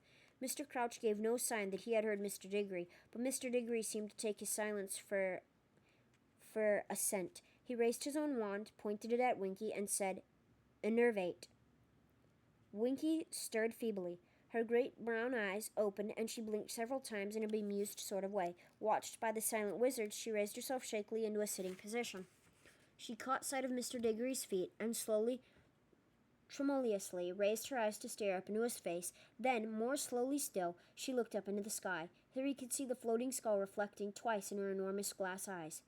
She gave a gasp, looked wildly around the crowded clearing, and burst into terrified sobs. "Elf," said Mr. Diggory sternly, "do you know who I am? I'm a member of the Department of the Regulation and Control of Magical Creatures." Winky began to rock backward and forward on the ground, her breath coming in sharp bursts. Harry was remembered forcibly of Dobby and his moments of terrified disobedience. "As you see, Elf, the dark mark was conjured here a short while ago," said Mr. Diggory, "and you were discovered moments later right beneath it. An explanation, if you please." I is not doing it, sir," Winky gasped. "I is not knowing how, sir." "You were found with a wand in your hand," barked Mr. Diggory, brandishing it in front of her, and as the wand caught the green light that was filling the clearing from the skull above, Harry recognized it. "Hey, that's mine," he said. Everyone in the clearing looked at him. "Excuse me," said Mr. Diggory incredulously. "That's my wand," said Harry. "I dropped it." "You dropped it?" repeated Mr. Diggory in disbelief. "Is this a confession? You threw it aside after you conjured the mark?" "Amos, think who you're talking to," said Mr. Weasley very angrily. "Is Harry Potter likely to conjure the dark mark?" Of course not," mumbled Mr. Diggory. "Sorry. Carried away." "I didn't drop it there, anyway," said Harry, jerking his thumb toward the trees beneath the skull. "I missed it right after we got into the woods." "So," said Mr. Diggory, his eyes hardening as he turned to look at Winky again, cowering at his feet. "You found this wand, eh, Elf? And you picked it up and thought you'd have some fun with it, did you?" "I is not doing magic with it, sir," squealed Winky, tears streaming down the sides of her squished and bulbous nose. I is just picking it up, sir. I is not making the dark mark, sir. I is not knowing how." "It wasn't her," said Hermione. She looked very nervous, speaking up in front of all these ministry wizards, yet determined all the same. "Winky's got a squeaky little voice, and the voice we heard during the incantation was much deeper." She looked around at Harry and Ron, appealing for their support. "It didn't sound anything like Winky, did it?" "No," said Harry, shaking his head. "It definitely didn't sound like an elf." "Yeah, it was a human voice," said Ron. "Well, we'll soon see," growled Mr. Diggory, looking unimpressed. "There's a simple way of discovering the last spell a wand performed. Elf, did you know that?" Winky trembled and shook her head frantically, her ears flapping, as Mr. Diggory raised his own wand again and placed it to the tip to tip with Harry's. "Prior Incanto," roared Mr. Diggory. Harry heard Hermione gasp, horrified, as a gigantic, serpent-tongued skull erupted from the point where the two wands met. But it was a mere shadow of the green skull high above them. It looked as though it were made of thick gray smoke, the ghost of a spell. deleterious, Mr. Diggory shouted, and the smoky skull vanished in a wisp of smoke. So, said Mr. Diggory with a kind of savage triumph, looking down upon Winky, who was still shaking convulsively. I is not doing it, she squealed, her eyes rolling in terror. I is not. I is not knowing how. I is a good elf. I isn't using wands. I isn't knowing how. You've been caught red-handed, elf, said Mr. Diggory roared, caught with the guilty wand in your hand. Amos, said Mr. Weasley loudly, think about it. Precious few wizards know how to do that spell. Where would she have learned it? Perhaps Amos is suggesting, said Mr. Crouch, cold anger in every syllable, that I routinely teach my servants to conjure the dark mark. There was a deeply unpleasant silence. Amos Diggory looked horrified. Mr. Crouch, not at all. You have now come very close to accusing the two people in this clearing who are least likely to conjure that mark, barked Mr. Crouch, Harry Potter and myself. I suppose you are familiar with the boy's story, Amos? Of course, everyone knows, muttered Mr. Diggory, looking highly discomfited, and I trust you remember the many proofs I have given over a long career that I despise and detest the dark arts and those who practice them. Mr. Crouch shouted, his eyes bulging again. Mr. Crouch, I never suggested you had anything to do with it. Amos Diggory muttered again, now reddening behind his scrubby brown beard. If you accuse my elf, you accuse me, Diggory, shouted Mr. Crouch. Where else would she have learned to conjure it? She must have picked it up anywhere. Precisely, Amos, said Mr. Weasley. She might have picked it up anywhere, Winky, he said kindly, turning to the elf, but she flinched as though he too was shouting at her. Where exactly did you find Harry's wand? Winky was twisting the hem of her tea towel so violently that it was fraying beneath her fingers. I is finding it. Finding it there, sir, she whispered. There in the trees, sir. You see, Amos, said Mr. Weasley, whoever conjured the mark could have disapparated right after they'd done it, leaving Harry's wand behind. A clever thing to do, not using their own wand, which could have betrayed them, and Winky here had the misfortune to come across the wand moments later and pick it up. But then she'd have only been a few feet away from the real culprit, said Mr. Diggory impatiently. Elf, did you see anyone? Winky began to tremble worse than ever. Her giant eyes flickered from Mr. Diggory to Little Bagman and on to Mr. Crouch. Then she gulped and said, I is seeing no one, sir. No one. Amos, said Mr. Crouch curtly, I am fully aware that in the ordinary course of events you would want to take Winky into your department for questioning. I ask you, however, to allow me to deal with her. Mr. Diggory looked as though he didn't think much of this suggestion at all, but it was clear to Harry that Mr. Crouch was such an important member of the ministry that he did not dare refuse him. You may rest assured that she will be punished, Mr. Crouch added coldly. Master, Winky stammered, looking up at Mr. Crouch, her eyes brimming with tears. Master, please. Mr. Crouch stared back, his face somehow sharpened, each line upon it more deeply etched. There's no pity in his gaze. Winky has behaved tonight in a manner I would not have believed possible, he said slowly. I told her to remain in the tent. I told her to stay where told her to stay there while I went to sort out the trouble, and I find that she disobeyed me. This means close. No, shrieked Winky, prostrating herself at Mr. Crouch's feet. No, master, not clothes, not clothes. Harry knew that the only way to turn a house elf free was to present it with proper garments. It was pitiful to see the way Winky clutched at her tea towel as she sobbed over Mr. Crouch's feet, but she was frightened. Hermione burst out angrily, glaring at Mr. Crouch. Your elf's scared of heights, and those wizards in masks were levitating people. You can't blame her for wanting to get out of their way. Mr. Crouch took a step backward, freeing himself from contact with the elf, whom he was surveying as though she were something filthy and rotten that was contaminating his overshined shoes. I have no use for a house elf who disobeys me, he said coldly, looking over at Hermione. I have no use for a servant who forgets what is due to her master and to her master's reputation. He's a fucking asshole. Winky was crying so hard that her sobs echoed around the clearing. There was a very nasty silence, which was ended by Mr. Weasley, who said quietly, Well, I think I'll take my lot back to the tent, if nobody's got any objections. Amos, that wand's told us all it can. If Harry could have it back, please. Mr. Diggory handed Harry his wand, and Harry pocketed it. Come on, you three, Mr. Weasley said quietly, but Hermione didn't seem to want to move. Her eyes were still upon the sobbing elf. Hermione, Mr. Weasley said more urgently. She turned and followed Harry and Ron out of the clearing and off through the trees. What's going to happen to Winky? Said Hermione the moment they had left the clearing. I don't know, said Mr. Weasley. The way they were treating her, said Hermione furiously. Mr. Diggory calling her elf all the time, and Mr. Crouch? He knows she didn't do it, and he's still going to sack her. He didn't care how frightened she'd been or how upset she was. It was like she wasn't even human. Well, she's not, said Ron. Hermione rounded on him. That doesn't mean she hasn't got feelings, Ron. It's disgusting the way.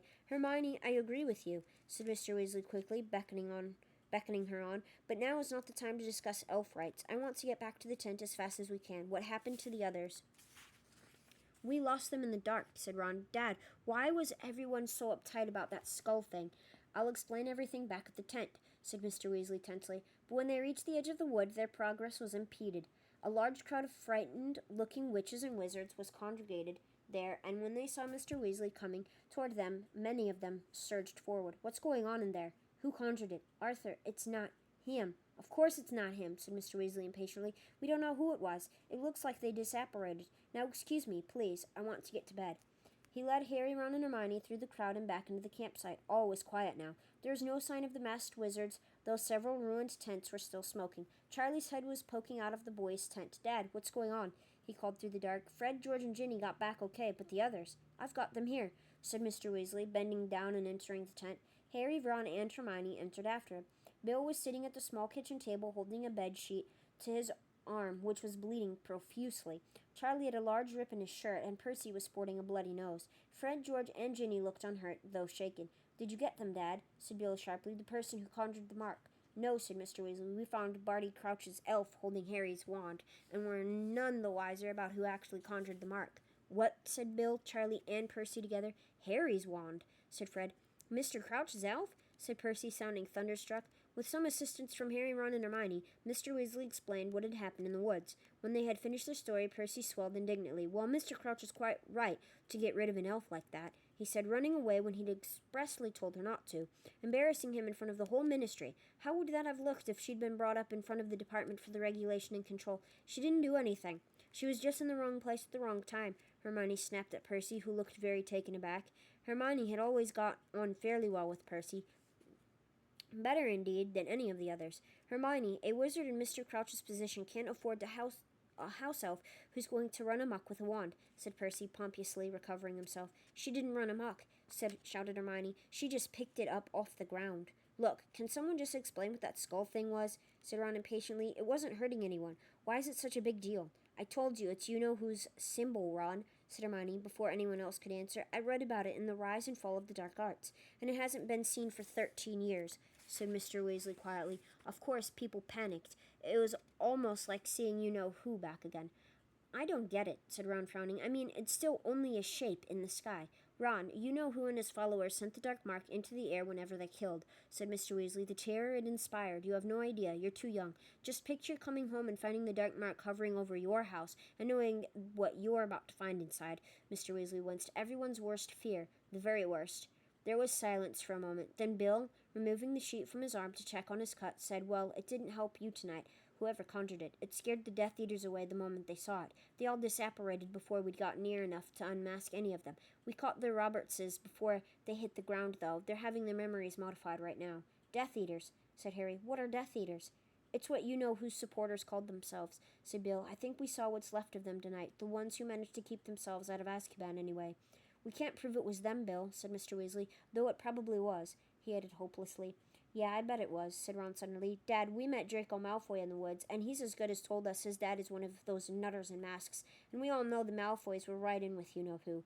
But what were Voldemort's supporters? Harry began. Everybody flinched. Like most of the wizarding world, the Weasleys always avoided saying Voldemort's name. Sorry, said Harry quietly. What were you-know-who's supporters up to, levitating muggles? I mean, what was the point? The point, said Mr. Weasley with a hollow laugh. Harry, that's their idea of fun. Half the Muggle killings back when you-know-who was in power were done for fun. I suppose they had a few drinks tonight and couldn't resist reminding us all that lots of them are still at large. A nice little reunion for them, he finished disgustedly. But if they were the Death Eaters, why did they disapparate when they saw the Dark Mark, said Ron. They'd have been pleased to see it, wouldn't they? Use your brains, Ron, said Bill. If they really were Death Eaters, they worked very hard to keep out of Azkaban when you-know-who lost power, and told all sorts of lies about him forcing them to kill and torture people. I bet they'd be even more frightened than the rest of us to see him come back. They denied they'd ever been involved with him when he lost his powers, and went back to their daily lives. I don't reckon he'd be overpleased with them, do you? So whoever conjured the Dark Mark, said Hermione slowly, were they doing it to show support for the Death Eaters, or to scare them away? Your guess is as good as ours, Hermione, said Mr. Weasley, but I'll tell you this. It was Only the Death Eaters who ever knew how to conjure it. I'd be very surprised if the person who did it hadn't been a Death Eater once, even if they're not now. Listen, it's very late, and if your mother hears what's happened, she'll be worried sick. We'll get a few more hours sleep, and then try and get an early port key out of here. Harry got back into his bunk with his head buzzing. He knew he ought to feel exhausted. It was nearly 3 in the morning, but he felt wide awake and worried. 3 days ago, it felt like much longer, but it had only been 3 days. He had awoken with his scar burning, and tonight, for the first time in 13 years, Lord Voldemort's mark had appeared in the sky. What did these things mean? He thought of the letter he had written to Sirius before leaving Privet Drive. Would Sirius have gotten it yet? When would he reply? Harry lay looking up at the canvas, but no flying fantasies came to him now to ease him to sleep, and it was a long time after Charlie's snores filled the tent that Harry finally dozed off. So that leaves us with a lot to think about for next time. And a dark mark being sent up in the sky with Harry's wand. Harry loses his wand, and then an elf ends up with the wand. Like, go figure, right? How do you figure all that out? You know, what was going on with that? I mean, there's a lot to think about right there. A lot is going on. Too much, actually. So we know that there's a bunch of Death Eaters, and we know the Dark Mark is going around. So it seems to be that might be the thing going into this book, is that we're gonna encounter Death Eaters a lot more, and the Dark Mark a lot more, showing that the Death Eaters are rebuilding their army, knowing that Voldemort is coming back. Possibly Voldemort is coming back, or is becoming stronger and stronger over time, and potentially going to strike yet again. But that's my views and my opinions on it. If you guys enjoy, make sure to like, comment, and subscribe. Let me know what you guys think about it. What are your thoughts? What do you guys think is going to happen? And if you guys already know what's going to happen, comment anyways and tell me what your original thoughts were.